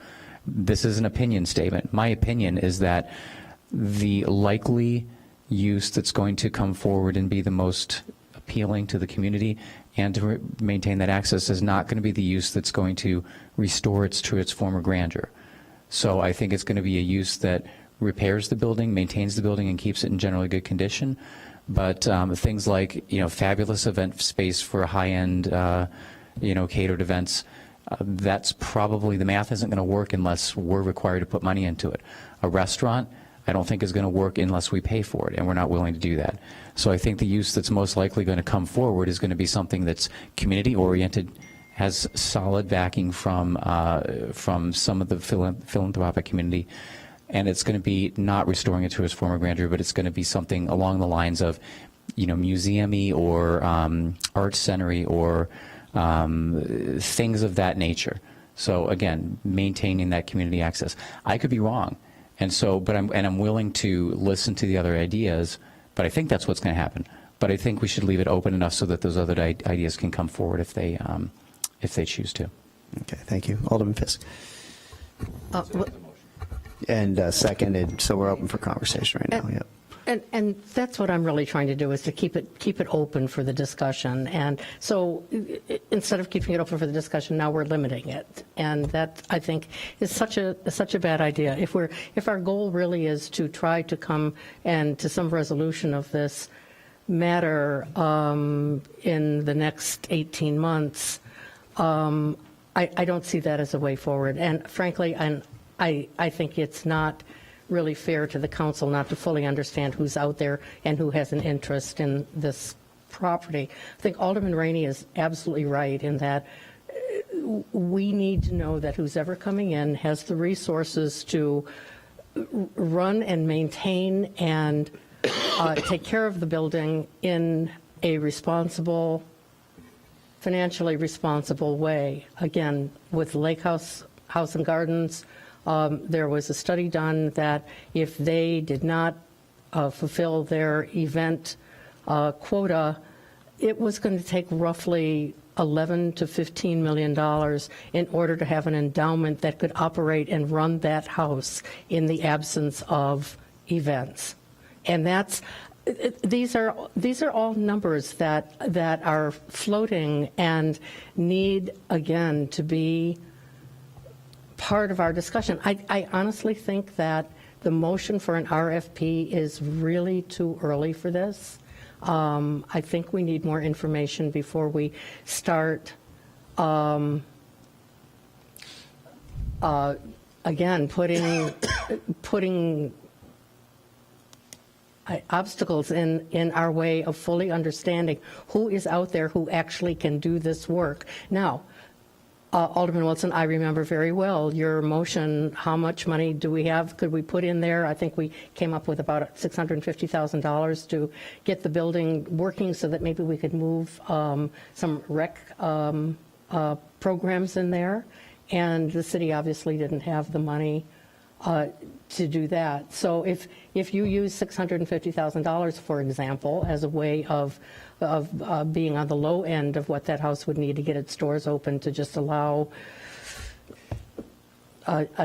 people into the building, then that's something that we should know as well. But I'm not going to support the motion. I don't think we're there yet. And I understand your interest in moving this ahead, but I think we're moving it ahead in really the wrong direction that will limit us from making good decisions going forward. And I don't care what those decisions are, but I do care about having all the information available to make the right decision when I'm called to do that.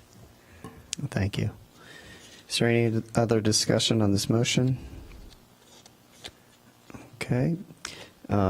Seeing none, we'll go ahead and did Alderman Simmons have anything? To try to get a vote. Okay. Alderman Simmons? So seeing none, City Clerk, can you take the roll on this motion? Alderman Simmons? And again, just so everybody's clear, let me just make sure. I want to make sure everybody's clear on this motion. And correct me if I'm missing anything here, Alderman Wilson. It was generally conforming to prior RFP. City would maintain ownership of the land.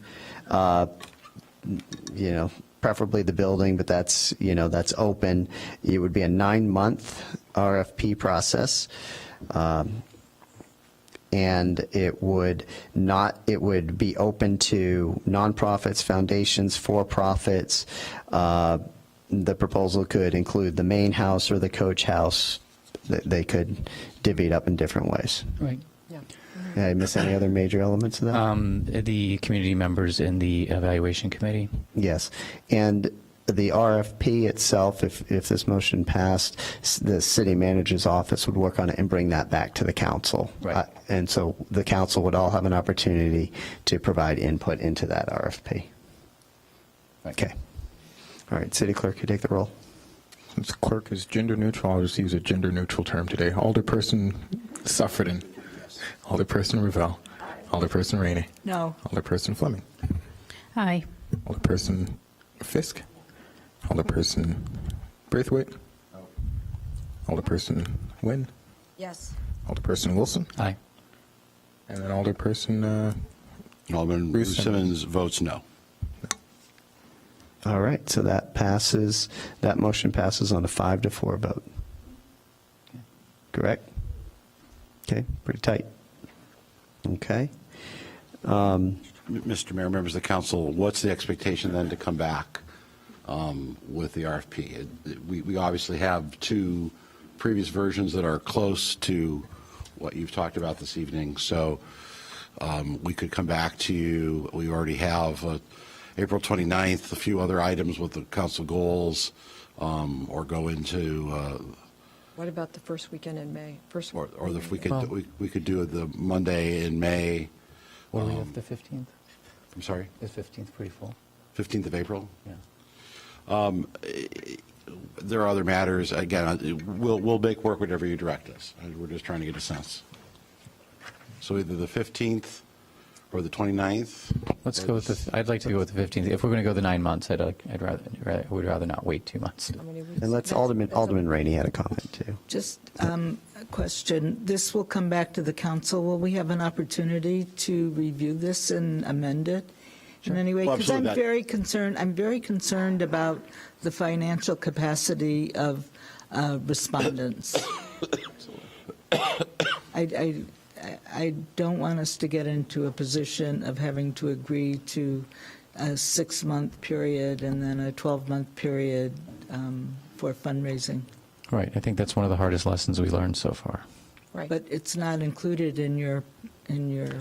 Well, I mean, he Okay, did say generally, I don't know, generally conforming to prior ones. The last one that we did speak definitely to financial capacity. Maybe we didn't really, hold them on that. But I think, hopefully, I mean, correct me if I'm wrong, Mr. City Manager, but I think you've heard a robust conversation. Tonight, you know the history. You've been around for the whole history and can help put together a really good RFP for this council and to react to. I think it should come back on the 15th. Okay. So, Mr. Mayor, members of the council, I'm hearing consensus on the 15th. Again, of April. April 15th. Yes, Okay. yes. You'll be meeting other Mondays, so for some reason we needed to come back the following week with additional changes, but we would have what we would feel is a pretty complete RFP for you on April 15th. Okay, thank you. All right.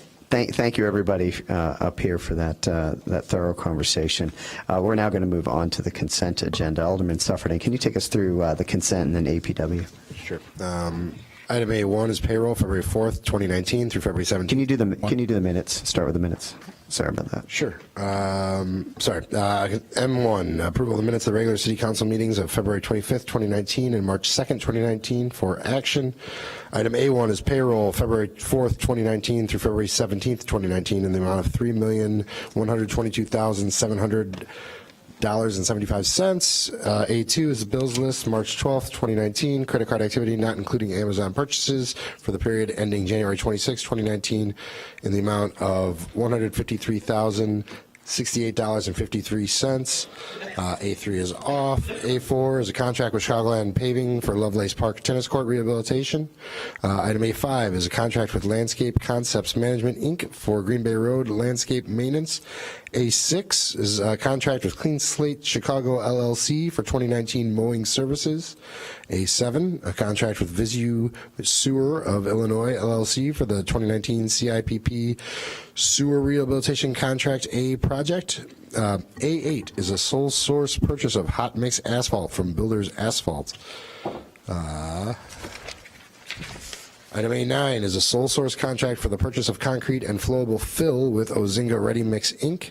A10 is a purchase and lease of city vehicles. A11 has been removed. A12 is a sole source agreement with RoboThink LLC for youth classes and camps. A13 is the 2019 non-park special events. A14 is a 9-month lease for Studio 109 at Noise Cultural Arts Center. A15 is a 9-month lease for Studio B12 in the Noise Cultural Arts Center. A16 is a 1-year lease agreement for office space at the Lorraine H. Morton Civic Center. A17 is a 1-year lease agreement for the apartment located at 1223 Simpson Street. A18 is a loan agreement with Police Chief Demetrius Cook. A19 is a sale of surplus property fleet vehicles. A20 is off. A21 is the ordinance 6019, sale contract for city-owned real property located at 1729 Dodge Avenue to Evanston Township High School, District Number 202. A22 is ordinance. Can you take that off, please? I have an amendment that I forgot. A22 Yes. or A20? A22. Oh, sure. A22 is off. Thank you, Alderman Suffredin. Alderman Braithwaite, did you have something before I move on? Okay, what about it? I'm sorry, do you want it off? Yes, please. All right, A6 is now off. Okay. Mr. Mayor, Alderman Ruth Simmons has asked that the Gibbs Morrison lease be removed from the consent calendar. What number is that? That is, there are two, so A14 and A15.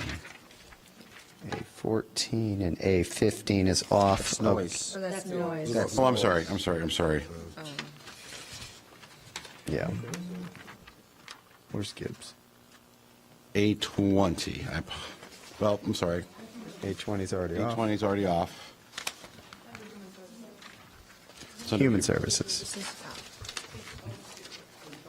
O2. Thank you, Michelle. All right, well, we haven't even gotten there yet. All right, well, we'll take that off that's okay. We'll take that off when we get there. Alderman Ravel, can you take us through planning and development? Yes, P1, Ordinance 21-0-19, granting a special use to expand a craft alcohol production facility, Sketchbook Brewing Company at 821-823 Chicago Avenue. The applicant has complied with all zoning requirements and meets all of the standards for special use for this district.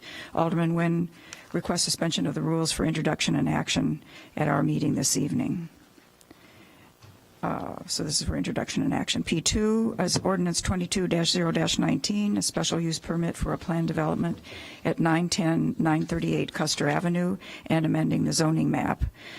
The map amendment would rezone from a transitional manufacturing employment district to a mixed-use employment district, and a special use for a planned development for 40 single-family attached townhomes in 5 standalone buildings that feature interior courtyards, 2-car attached garages per dwelling unit, and building height of 4 stories. The proposal includes 6 site development allowances. This is for introduction. Thank you. Alderman Fleming, in Alderman Rue Simmons' absence, since she's not physically here, can you take us through Human Services? Human Services 02, Resolution 14-R-19, designating the portion of Church Street between Hart Street and Gray Avenue with the Honorary Street name sign Tina Lifford Way. That's for action. And that was 01, just for everybody's Sorry, phone. 01, sorry. 02 is off of the consent agenda. Okay, thank you. Alderman Braithwaite, in Alderman Rue Simmons' absence, can you take us through economic development? Yes.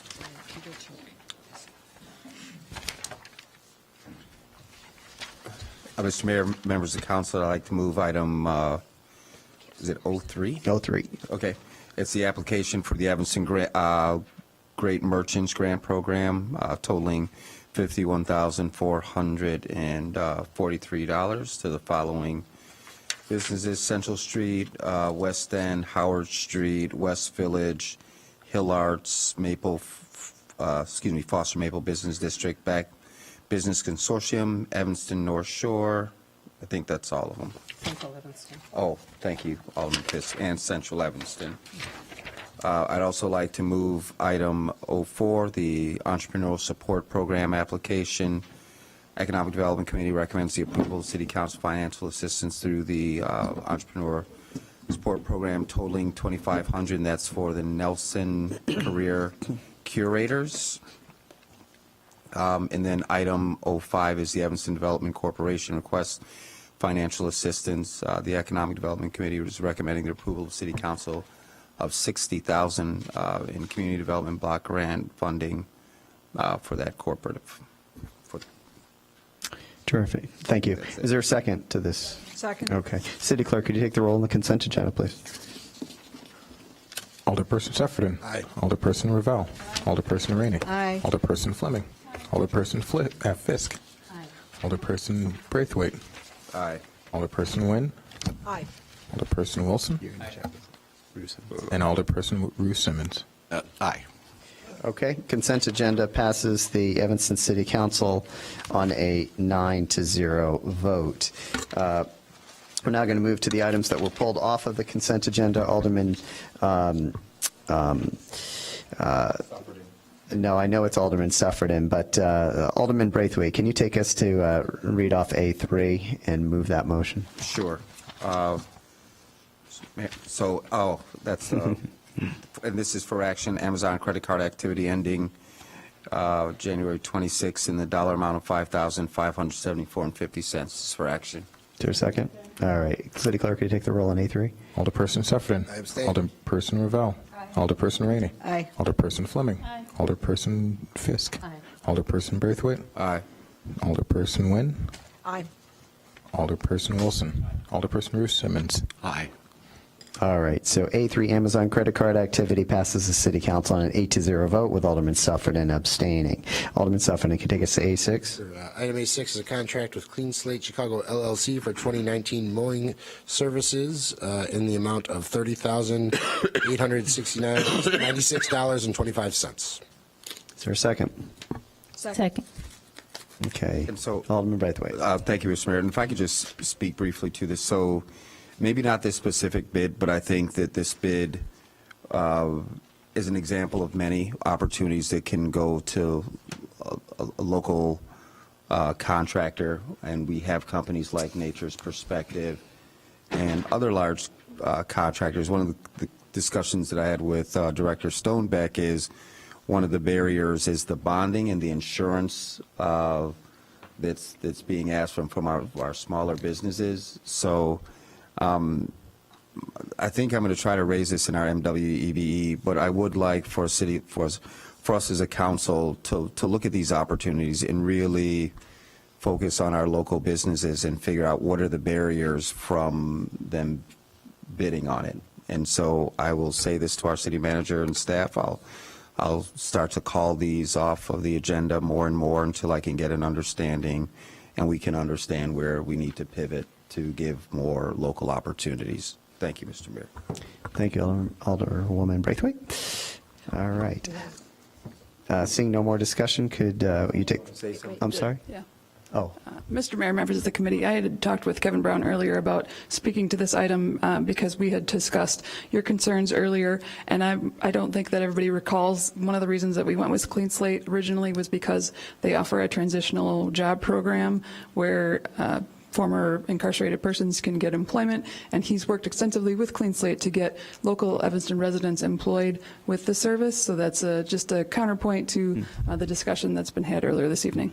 So I think, thank you very much. If you want to say it, just, I could have missed that in the reading, and I didn't read it. So I think those are the important things to note moving forward. So thank you for that explanation. Great. Seeing no more. Can I make a comment real quick? I'm sorry.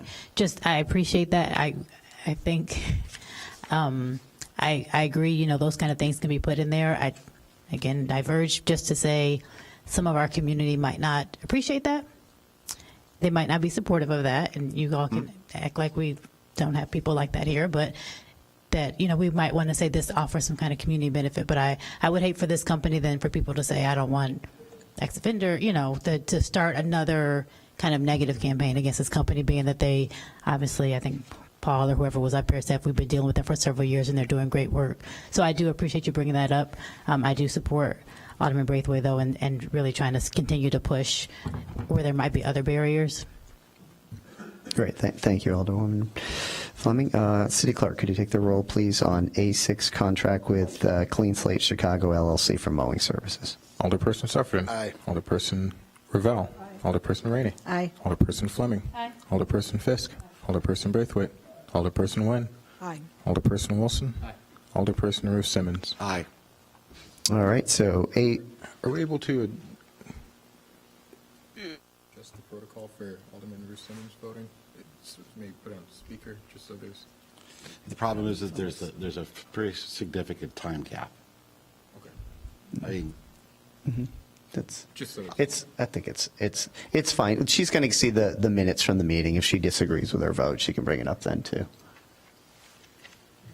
I mean, are we doing anything? I guess.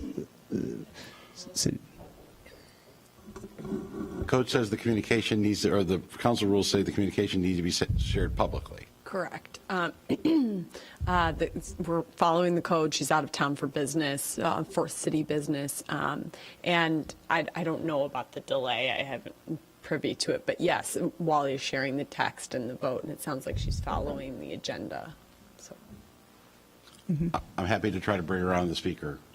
I think this is fine, and we'll just, if she disagrees with any of the votes that we're recording for her, can make that note at the next meeting that she's here. Okay, so A6 contract with Clean Slate Chicago passes the Evanston City Council on a 9-0 vote. Alderman Sufferton, can you take us to the next item off? Sure. A11 is the service provider agreement with YWCA Evanston North Shore. Staff recommends City Council authorize the city manager to sign a 6-month service provider agreement with the YWCA Evanston North Shore, which will cost $75,000. The service agreement will supplement current victim services with training for law enforcement, 24-hour crisis intervention, and set aside 2 beds for a victim of domestic violence. Funds will be provided from the Health and Human Services Service Agreements Fund with a year-to-date budget and balance of $75,000. City Council previously approved to fund 2 current full-time victim advocate positions for 6 months and eliminates 1 vacant victim advocate position. This is for action. Second. Is there a second? Thank you. This item's open for conversation. Alderman Rainey. Yes. We had a very detailed discussion in our committee, and several of my concerns were addressed. But I just want to address the council on one issue, and that is I'm very concerned that this statement written by staff on the recommended action, that this service agreement will supplement current victim services with training for law enforcement, 24-hour crisis intervention, and set aside of 2 beds for victims of domestic violence. I am very concerned that this is not going to supplement current victim assistance program in the city of Evanston, but that the intention is to replace it. And when the time comes, I am hoping that this council is supportive of our victim services. While the YWCA is an irreplaceable and wonderful service in the city of Evanston, I do believe its role would be to supplement our services. And our victim services program is known to the community and is very responsive to the community, and the community embraces it, the community that it serves. And I don't think it can be replaced by the YWCA. It can be supplemented. It absolutely can be. And the time is going to come very soon when the effort is going to be made to replace it. And I'm asking you to please be sensitive to this issue. I know it is the hope of the YWCA that it becomes our singular victim services program.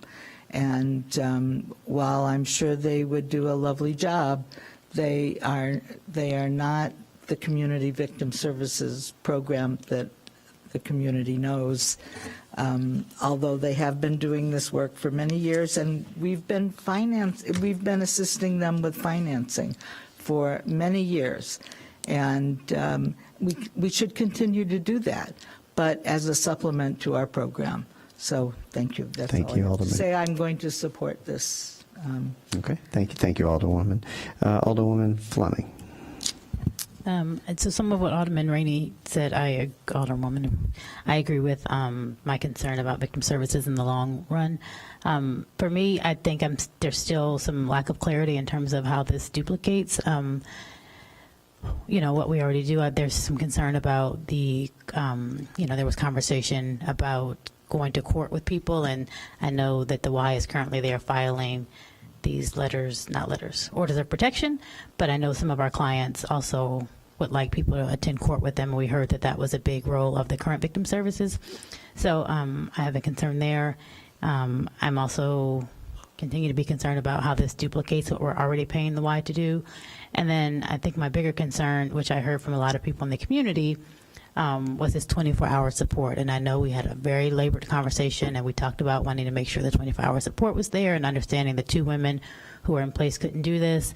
And while the Y talks, in this contract talks about what it will do, there will be a 24-hour crisis line, but still this does not fulfill, the 24-hour support. And we, over and over again told the community things were going to be great and this was going to be the same. We're going to make sure we have people. And I understand I was outvoted during the budget process, but I still do feel very strongly about that, so I will not be supporting this. Thank you, Alderwoman. Alderwoman Braithwaite. It's a wonderful day. So for those that did not have an opportunity to, hear what we discussed in administrative works, I just wanted to share a couple of thoughts because we did have a lengthy conversation. And one of the specific questions that I asked was I asked the folks from the Y and also our city staff to outline, where there's difference, and it was pretty clear to me. And of course, to Karen and our staff, I want to thank you all for your thoughtful comments. I don't think anyone here would disagree that this is a very important topic. I think the YWCA's wonderful reputation in the community for serving this specific population goes without question. The 2 things that were very clear to me that was outlined is the need for ongoing training and the Y's participation in working very closely with our police department was something that's notable. And I've said this before, and I think this is such a valuable piece, and I just congratulate Karen and our staff for embracing it. It's the work with the actual abusers, which happen to be men, and we're not currently doing that. And they bring that to the table. And so when I think about the services that I just mentioned, as well as the fact that we're going to be able to work 24 hours. The restrictions that we had before was all staffing and money. We only have 2 people, and this was a budget conversation that we all had. It's like all of a sudden some of us here have amnesia about this. And it was difficult to find the staff. We advertised for them, and we couldn't find the staff after we went through like rounds and rounds of discussion on how to figure it out. So this contract that landed in our lap was based out of a discussion that we had several months ago. So Karen, I just want to thank you very much for coming with a very thoughtful proposal. Director Thomas Smith, thank you very much for your input as well, and I am going to support it with a smile. Thank you. Thank you. All right, seeing no more lights. Alderman Ruth Simmons has a question or comment. So Director Thomas Smith, could you come up? Alderman Ruth Simmons has a couple of questions.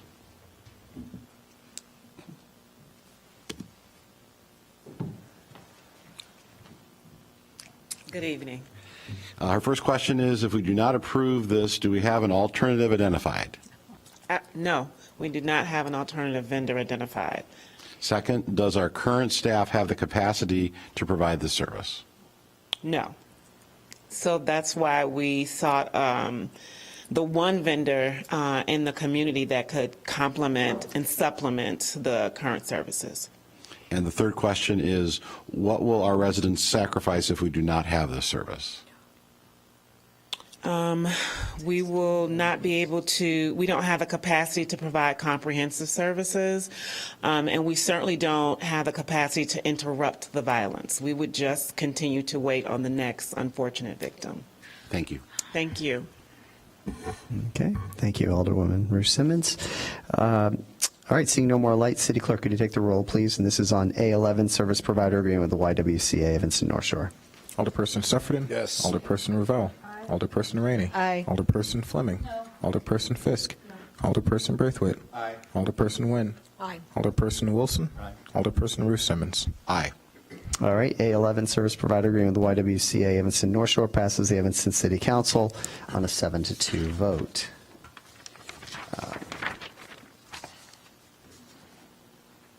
Alderman Suffredin, can you take us to the next item? Item A20 is a grant agreement with Youth Job Center to provide funding for a career partnership manager. Staff recommends the City Council authorize the City Manager to sign a grant agreement with the Youth Job Center to provide funding in the amount of $90,000 to help cover the cost of a career partnership manager. The position will help facilitate the partnership between the Youth Job Center, the Mayor's Employer Advisory Council, Evanston Township High School, and other community partners who are dedicated to supporting youth and young adults. Funding will be from the Good Neighbor Fund, with a fiscal year budget of $370,000. Is there a second? Second. Okay. All right, Alderman Ruth Simmons has questions or comments first, and then we'll go to others. Yes, Karen, could you come up?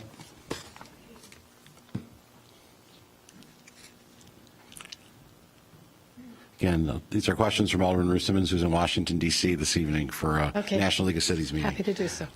First, there's a question. Is there a budget for the $90,000, or is the $90,000 salary only for the position? No, there's also some additional costs in that. There are, this person will be working with employers, so there are things like local travel. And originally, the budget was thought of as being a contractor where the dollars would just go straight to the person and they would pay all their taxes.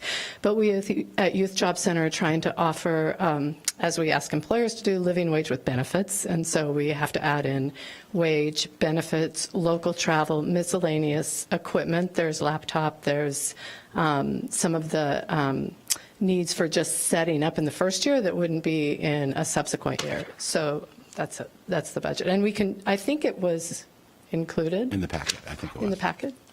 Second question is, based on the YJC job description, what work is unique to the services already currently provided by our outreach department and the career services at ETHS?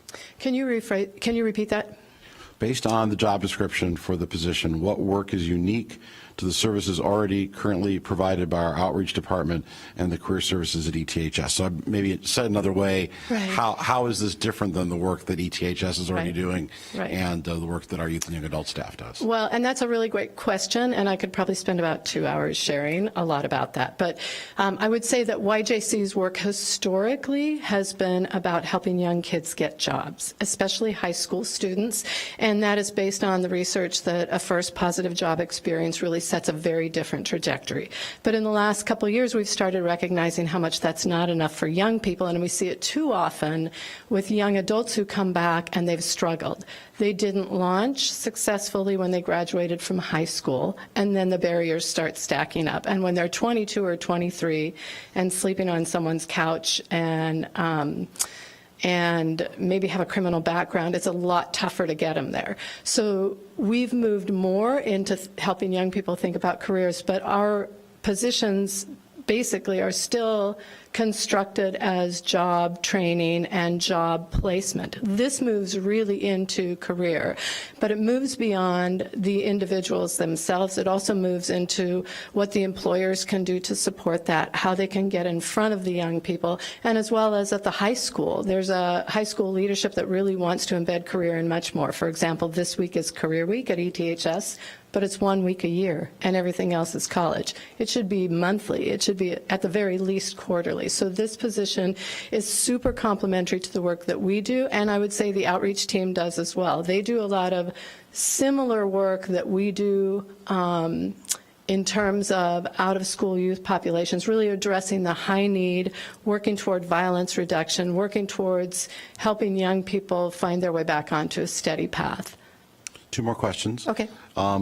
Had the Youth Job Center looked to ETHS for funding or looked at pursuing appropriate grants, possibly Title IV or education grants appropriate for this initiative? No. I think in the long term, that's absolutely something that we as a collaborative would do. This is not a fully Youth Job Center-led initiative. This is truly a partnership. Youth Job Center is going to hire the person. We're all going to supervise. The high school provides space, access to counselors, access to teachers. It's one of the things we struggle with, quite frankly, is getting in front of the people that have so much influence on the young people. And then the city is supportive, and the Mayor's Employer Advisory Council is crucial. As you heard Kevin Brown talk about, we've tried to do this before, but if you don't have the employers at the table, it's really, really hard to do. So it is something that once, as I think Neil mentioned it, we'd love to think of this as seed funding. Once this gets off the ground, really think about who can support this long run. And final question, what support does ETHS currently provide students that will not attend college and those that are clearly not prepared to succeed in college? Well, I can't really speak on behalf of ETHS, but what I can say from my observations is that it is a college prep school.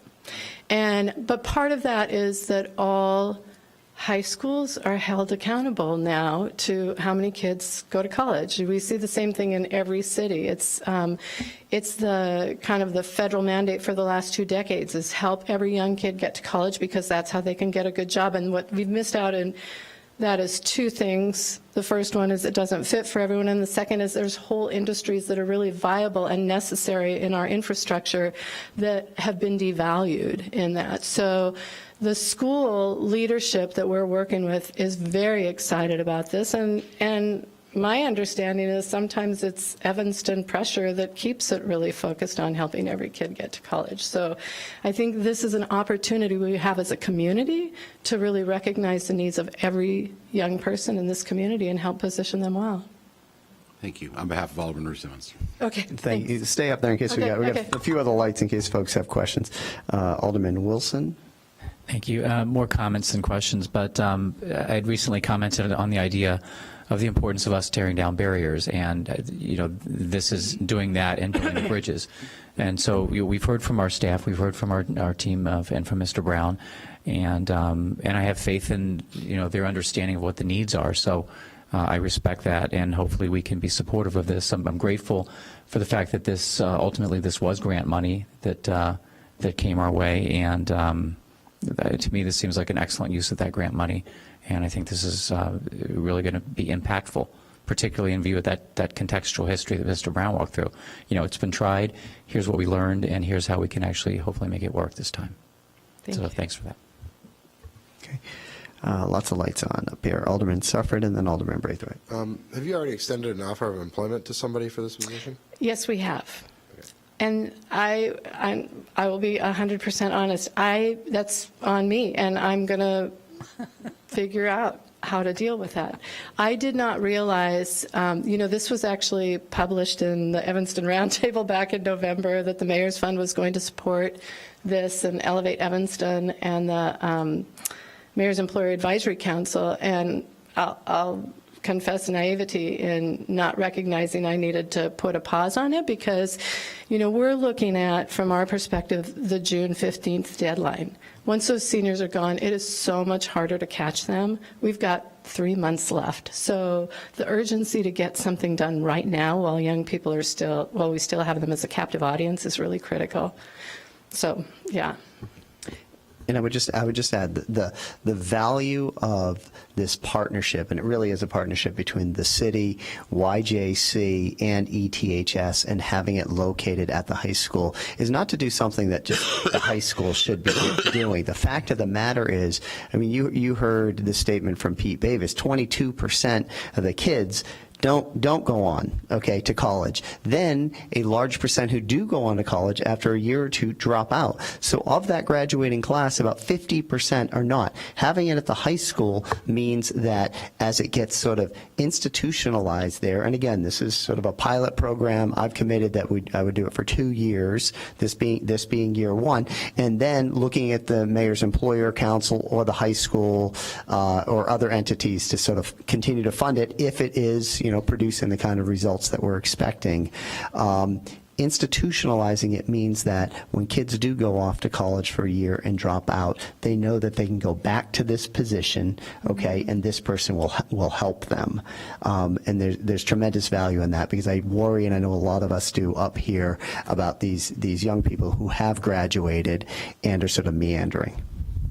All right. Alderman Braithwaite, then Alderman Rainey. Yeah, it's really hard to find the words just after everyone's comments, and I'm confident that this will pass. But I do want to say thank you to the mayor, because a lot of this spend overall is through your direction, and I'm glad that we have an opportunity to vote on this publicly, and I will vote yes. And I think, we go back and forth over so many conversations of Northwesterns and their contributions, and I think over the years, the $1 million that we're able to infuse in certain areas of town that we've all benefited from has been worthwhile. And there are a lot of different places that you and our city council can vote, and I'm really glad that we are making this $90,000 investment in our students that are here in Evanston, who, by the way, when they don't graduate, they don't go anywhere. They really don't. So I'm thankful that we're investing this, and it's a lot better than having to pay to keep them in prison. So thank you very much, and thank you, council, Thank you, those that will Alderman support Braithwaite. this effort. Thank you, Alderwoman Braithwaite. Alderwoman Rainey. Yes, I'm very pleased with this effort. And I found that the passion of those people who are involved in the committee or the project is very real. However, I am disappointed that the city has not produced any results or outcomes of all. This has nothing to do with you, but you are reminding me of it.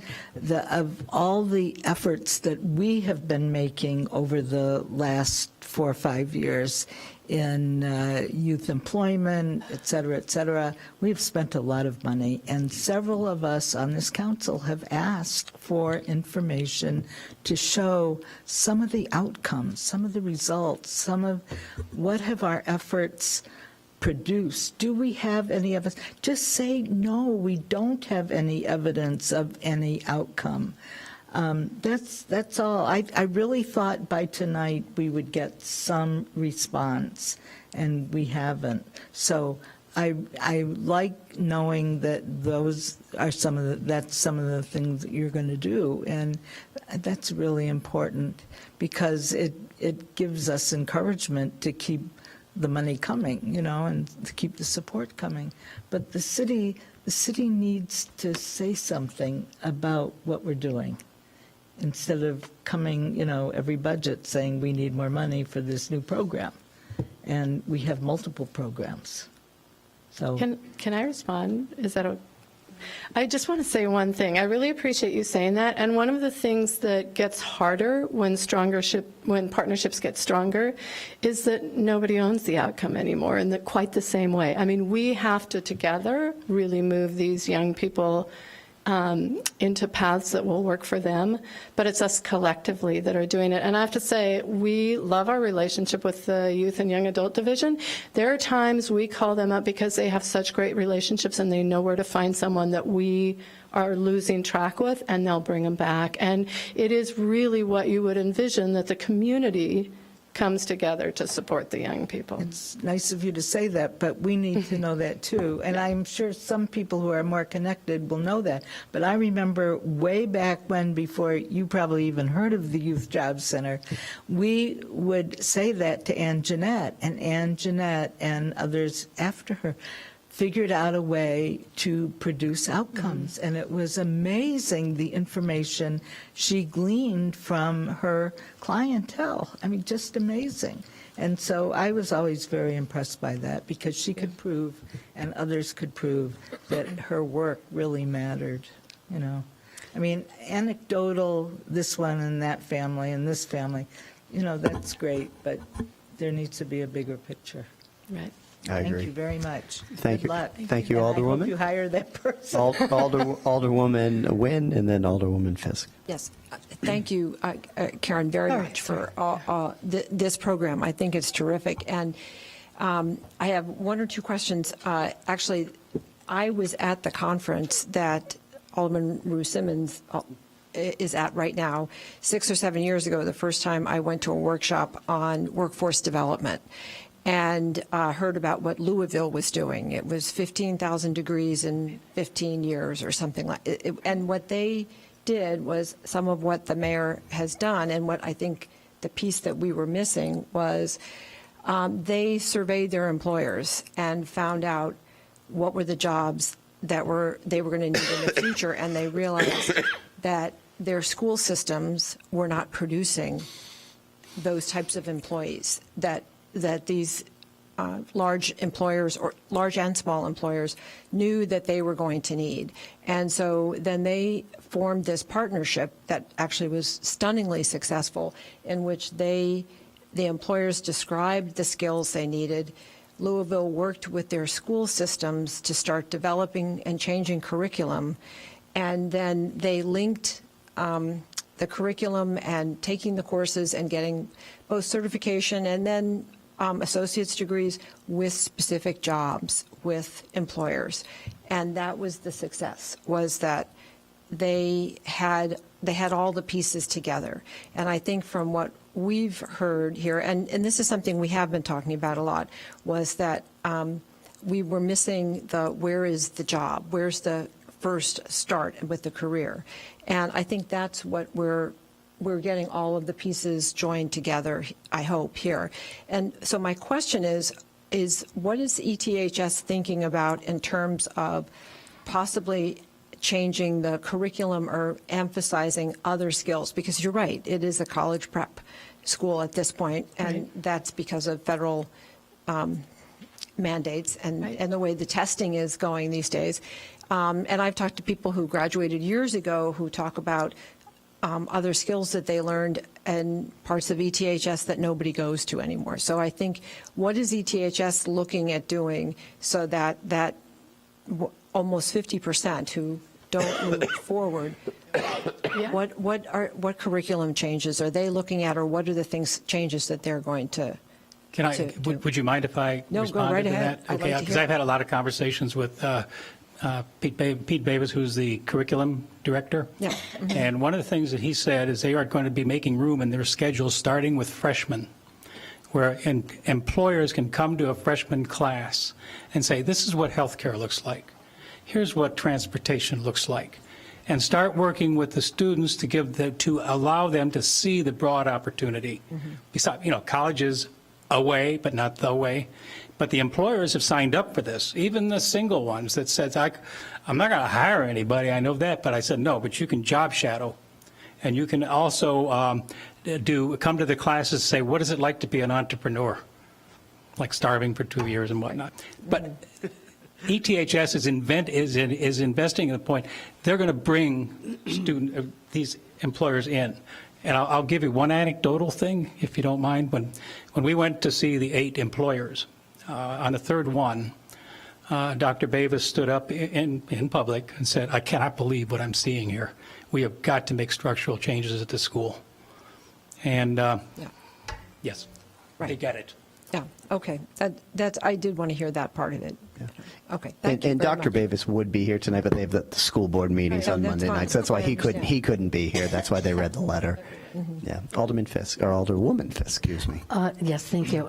So I just had a question. So the $90,000 is for the first year. What happens in year 2? Well, right away, when we get started, we will start to look for additional funding. Funding in a nonprofit is unfortunately year over year. Every year the clock ticks and we turns over and we start raising our funds all over again. We would love if we're on metric and we're making strides, that it would be considered again next year. But really to give a couple years to think about how do we go after longer term, more sustainable funding. And sometimes that's with larger funders and multi-year grants. But you need something in place often to be able to get to that point. Right. And I have said I am committed to viewing this as a 2-year program. Okay, similar to the way we funded youth and young adult outreach, the mayor's job summer program, but that's it. And so they understand and they're looking as well. We got Alderman Fleming, Alderwoman Fleming. No, that's okay. To Alderman Rainey's point, last week at Human Services, Chair Simmons did have the Youth and Young Adult Department come with a report, but I know you're looking for more reports in terms of a comprehensive thing, but that was presented at our last meeting. Yeah, I guess I realized you weren't here for that. And then can you tell me how this position was decided upon? Who decided that this is the position we need?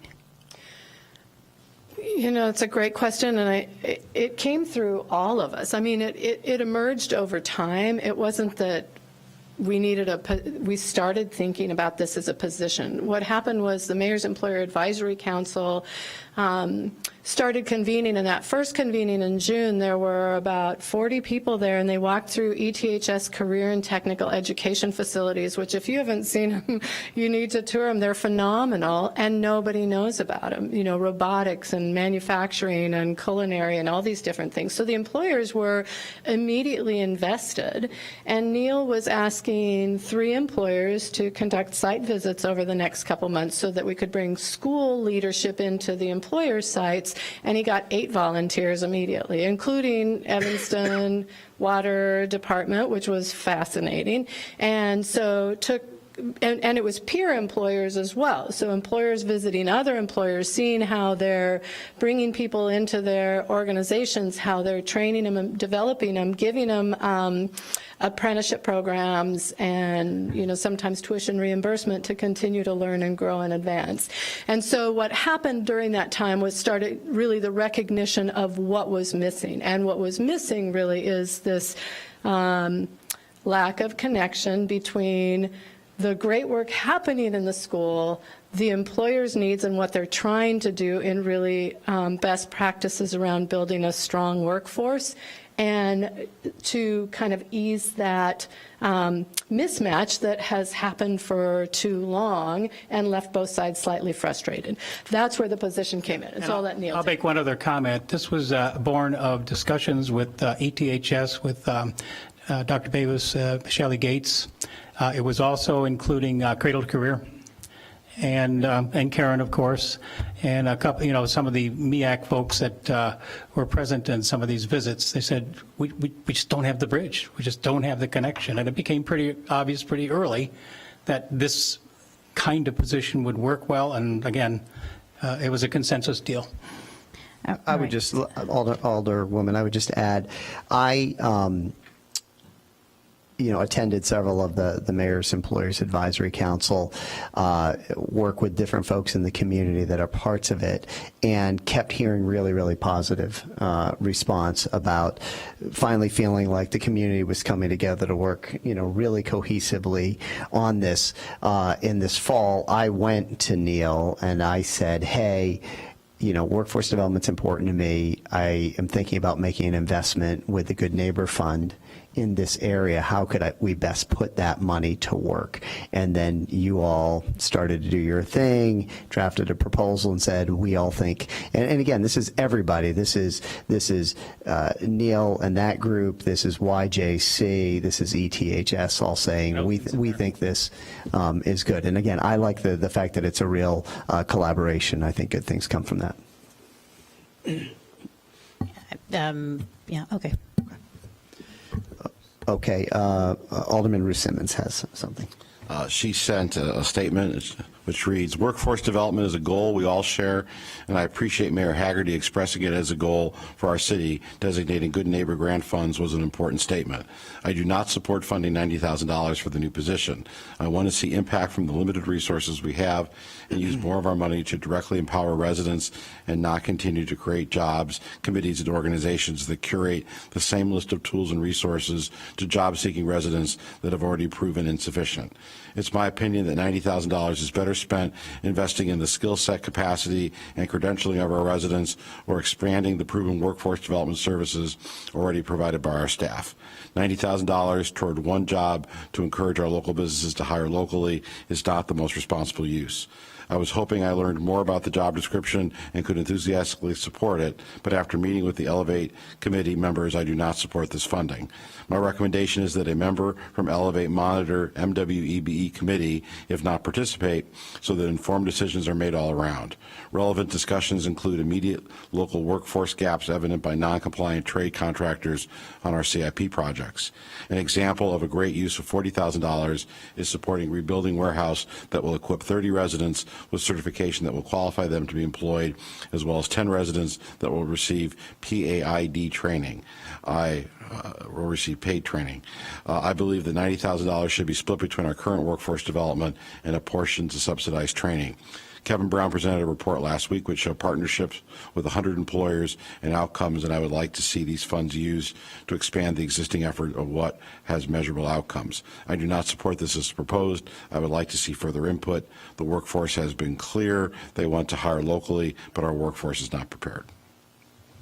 Okay, thank you, Alderwoman Ruth Simmons. Alderwoman Fleming. Sorry, so I wasn't going to make a whole speech because it's late, and I've had, I think over the weekend, 85 people call me about this job. Not really 85, but several. So I share many of the same concerns with Alderman Simmons, which I have voiced to the two people standing before us. Again, it's late, so I agree with a lot of what she said. I think the issue for me is that we have a lot of, in this city, a lot of nonprofits, a lot of collaboration, a lot of initiatives. They all sound great. They all don't end great. This one hopefully will end great. But what my disconnect is that as we've put money into, for instance, Create a Career and other places, I still don't necessarily see them come into fruition. Now, I understand they do take time, but as I communicated to you all, they take time. But at the same time, residents are calling all the time saying they don't have any more time, whether it's a young person looking for a job, or it's a senior looking for property tax help, whatever it is. And being that we talked about these big changes that need to happen at the high school, it was interesting because I talked to a couple of high school board members this weekend about this job to get their input, and they had no idea what I was talking about. So I'm concerned that this person's going to go over and start doing this great work, but it's for whatever reason, it maybe even some disconnect on that side between who knows of this great work and how that can be supported. So anyhow, I love the idea of some more hands-on kind of training for people who are looking for jobs now. I would love to maybe get this mayor's youth or mayor's workforce in a better situation so that everybody has some skin in the game, so to speak, to get this going. I would love, I mean, there's a lot of counselors over at the high school website when I look at it.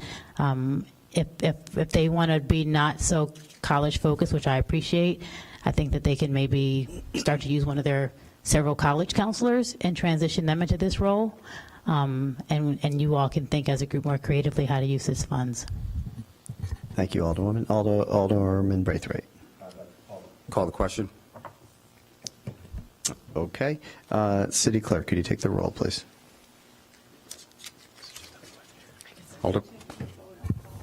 I'm sorry.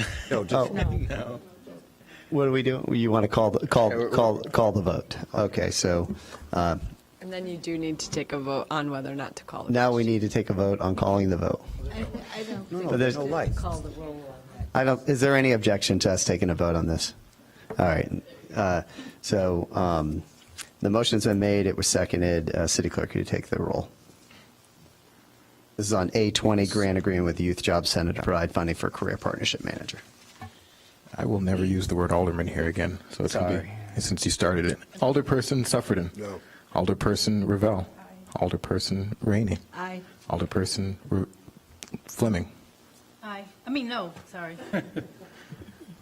No, it's Alderperson Fisk. I got to get used to saying alderperson. Alderperson Fisk. No. Alderperson Braithwaite. If it's so difficult, you might want to abandon it, but I'm a yes on this vote. Thank you. Alderperson Nguyen. Alderperson Wilson. And Alderperson Bruce Simmons. No.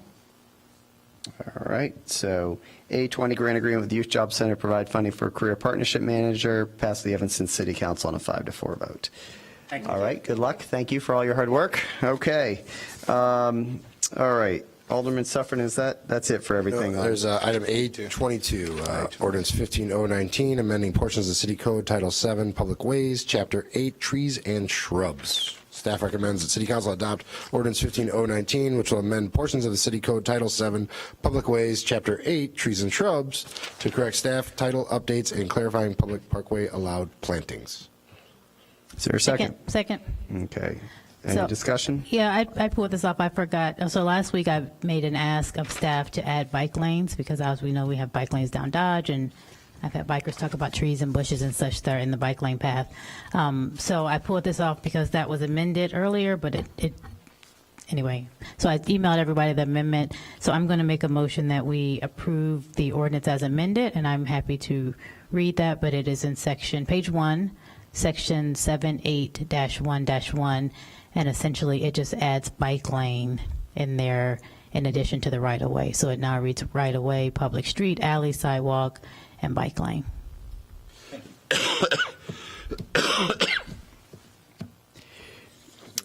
Is there a second to that? Okay. So this is A22, ordinance 15-0-19, amending portion of the City Code, Title 7, Public Ways, Chapter 8, Trees and Shrubs, as amended and discussed by Alderman Fleming. Can you take the roll, please, City Clerk? Alderperson Suffredin. Alderperson Ravel. Alderperson Rainey. Aye. Alderperson Fleming. Aye. Alderperson Fisk. Alderperson Braithwaite. Aye. Alderperson Nguyen. Alderperson Wilson. Aye. Alderperson Bruce Simmons. Yes. All right, 822, ordinance 15-0-19 passes the Evanston City Council on a 9-0 vote. Alderwoman Fleming, can you take us to O2, which was taken off? Yes. I move for action, O2, Resolution 16-R-19, the 24-month lease for music studio space at Gibbs Morrison Cultural Center. This would be a 24 lease with Avengers Music Group LLC for music studio space at Gibbs Morrison for action. Is there a second? Is there a second to this resolution? Second. Okay. Any discussion? I think this was taken off by our Alderman Bruce Simmons, so we'll give a second. Did Alderman Simmons have a question on this one? No, she just wished to abstain. Oh, she's going to abstain from this. Okay, so City Clerk, could you take the roll, please, on, Wait. Why is she abstaining? She needs to say why. does she? No. Does an alderwoman need to say why she's abstaining? No, I think it does say in our council rules that they have to state the reason for the abstention. Grab line. Is that not? I'm sorry? Is there a reason? Can you find out why she is abstaining, I guess? Well, I mean, maybe she did, but I don't know why. We're going to find out here. Alderman Simmons?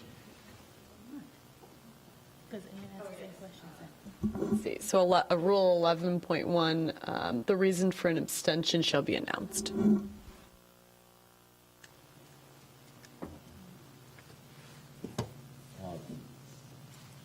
She says she's recusing herself and has no further comment. Recusing herself and has no further comment. Is it what? Has no further comment. It says the reason why for the abstention. And she can just not vote. That's abstaining, isn't it? There's no president here. She cannot be here. If somebody walked out of the room and didn't vote on something, right? I mean, just hang up. You know, we're also concerned about transparency. If you're going to abstain, just say why. That's the rule. Mm-hmm.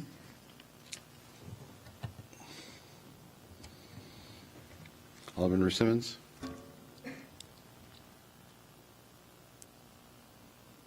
I'm here.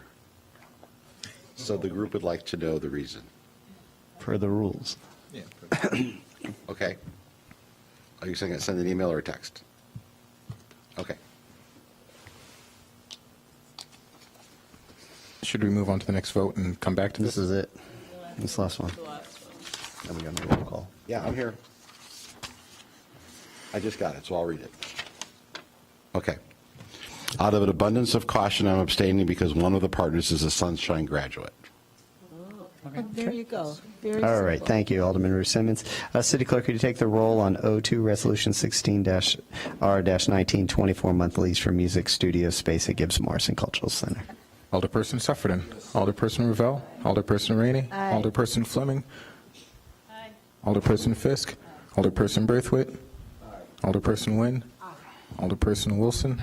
Alderperson Ruth Simmons. Abstaining. Abstain. All right, so O2 Resolution 16-R-19 passes the City Council on an 8-0 vote with Alderman Ruth Simmons abstaining.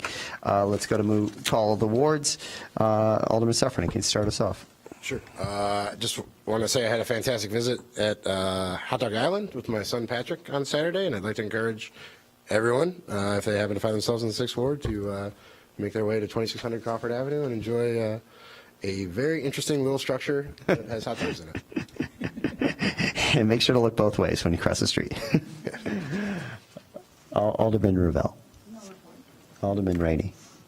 Want to announce that this week is the 5th anniversary of Peckish Pig, and they're asking everybody to come for all sorts of free things. And I have a meeting on Wednesday night for Lot 18, parking lot for the people on the wait list. Some of them have been on the wait list since 2016, and they're having a meeting to resolve their long wait. So hope to see people there. Great, thank you, Alderwoman. Alderwoman Fleming. My only comment tonight is that I want to extend my condolences to the family of the young man who was killed in our city. I want to thank the police for their response and the way that they have worked on the case, and I want to encourage neighbors to continue to call, particularly for the shots fired. I thank you for the neighbors who called, and I just want to encourage everyone to do so, particularly as we get up to the summer months when we know historically that's when crime gets worse. Thank you, Alderwoman Fleming. Alderwoman Fisk. Alderwoman Braithwaite. Thank you, Mr. Mayor. First, I'd like to invite all the 2nd Ward residents to our, what month are we in? March Ward meeting, 7 o'clock this Thursday at District 65. We'll have some members that are running for elected positions, as well as other discussion around housing. I'd also like to announce on behalf of the Black Business Consortium of Evanston of North Shore that March 20th, and I know we'll hear more about this in upcoming weeks, they're hosting their 4th annual tour of Black Evanston businesses, and this is going to be their 3rd year of hosting their Marketplace Expo. I believe it is at the Levy Center. Levy Center. Thank you, James. March 30th. Yes. Didn't I say March 30th? It's late at night. My apologies. No worries. We understand. Alderwoman Fisk, and then we'll go. Yeah. Yeah, I'm sorry. Could and Alderman Braithwaite, this reminded me of this. Could we just have an update of political candidates coming to our ward meetings? Well, my understanding is they're not allowed to come to a city property. It's a public meeting, and they'll be there in a public way. City buildings, folks. It's not a city building. It's a district president. All right. Alderwoman Nguyen? Did you have anything? Oh, I'm sorry. Alderman Wilson? No report. Okay. Alderwoman Alderwoman Simmons? She just asked to remind everyone to join her for her ward meeting this Wednesday at 7 p.m. here at the Civic Center. Thank you. And Clerk Reed, do you have something today? Yeah, I just want to make 2 quick notes since we did the Alderwoman thing today. I just want to note that in 1892, I've been really into Evanston's history recently. In 1892, we had over 200 women vote in our municipal election. It was the first time women were able to vote in Evanston. It was years before women actually got suffrage in the nation. So Evanston was a leader in allowing women to vote in our election. So that was in 1892. And lastly, I just want to say, I live in the 5th Ward, and the young man who has thus far been nameless, I want to say his name, Angel Jesus Miranda, was the young man who was killed here in our city. And, it's always unfortunate when we have incidents of this sort happen in our city. So that's it. Thank you. Thank you, Clerk Reed.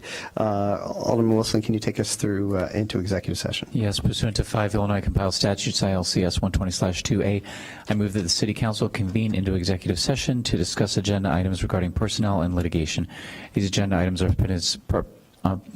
permitted subject to be considered in executive session and are enumerated exceptions under the Open Meetings Act. These exceptions are 5 ILCS 120/2A, C1, and C11. Is there a second? City Clerk, can you take the roll, please? Alderperson Suffredin, Alderperson Ravel, Alderperson Rainey, Alderperson Fleming, Alderperson Fisk. Alderperson Fisk, we're calling the roll. Alderperson Braithwaite. We need a vote there. Alderperson Nguyen. Alderperson Wilson. All right, it's unanimous, 9-0. I think Alderwoman Rue Simmons. Alderperson Rue Simmons votes yes. Here, okay. So 9-0. We're going to go into executive session. Thank you, everybody, for coming out this evening, and we'll see you next Monday.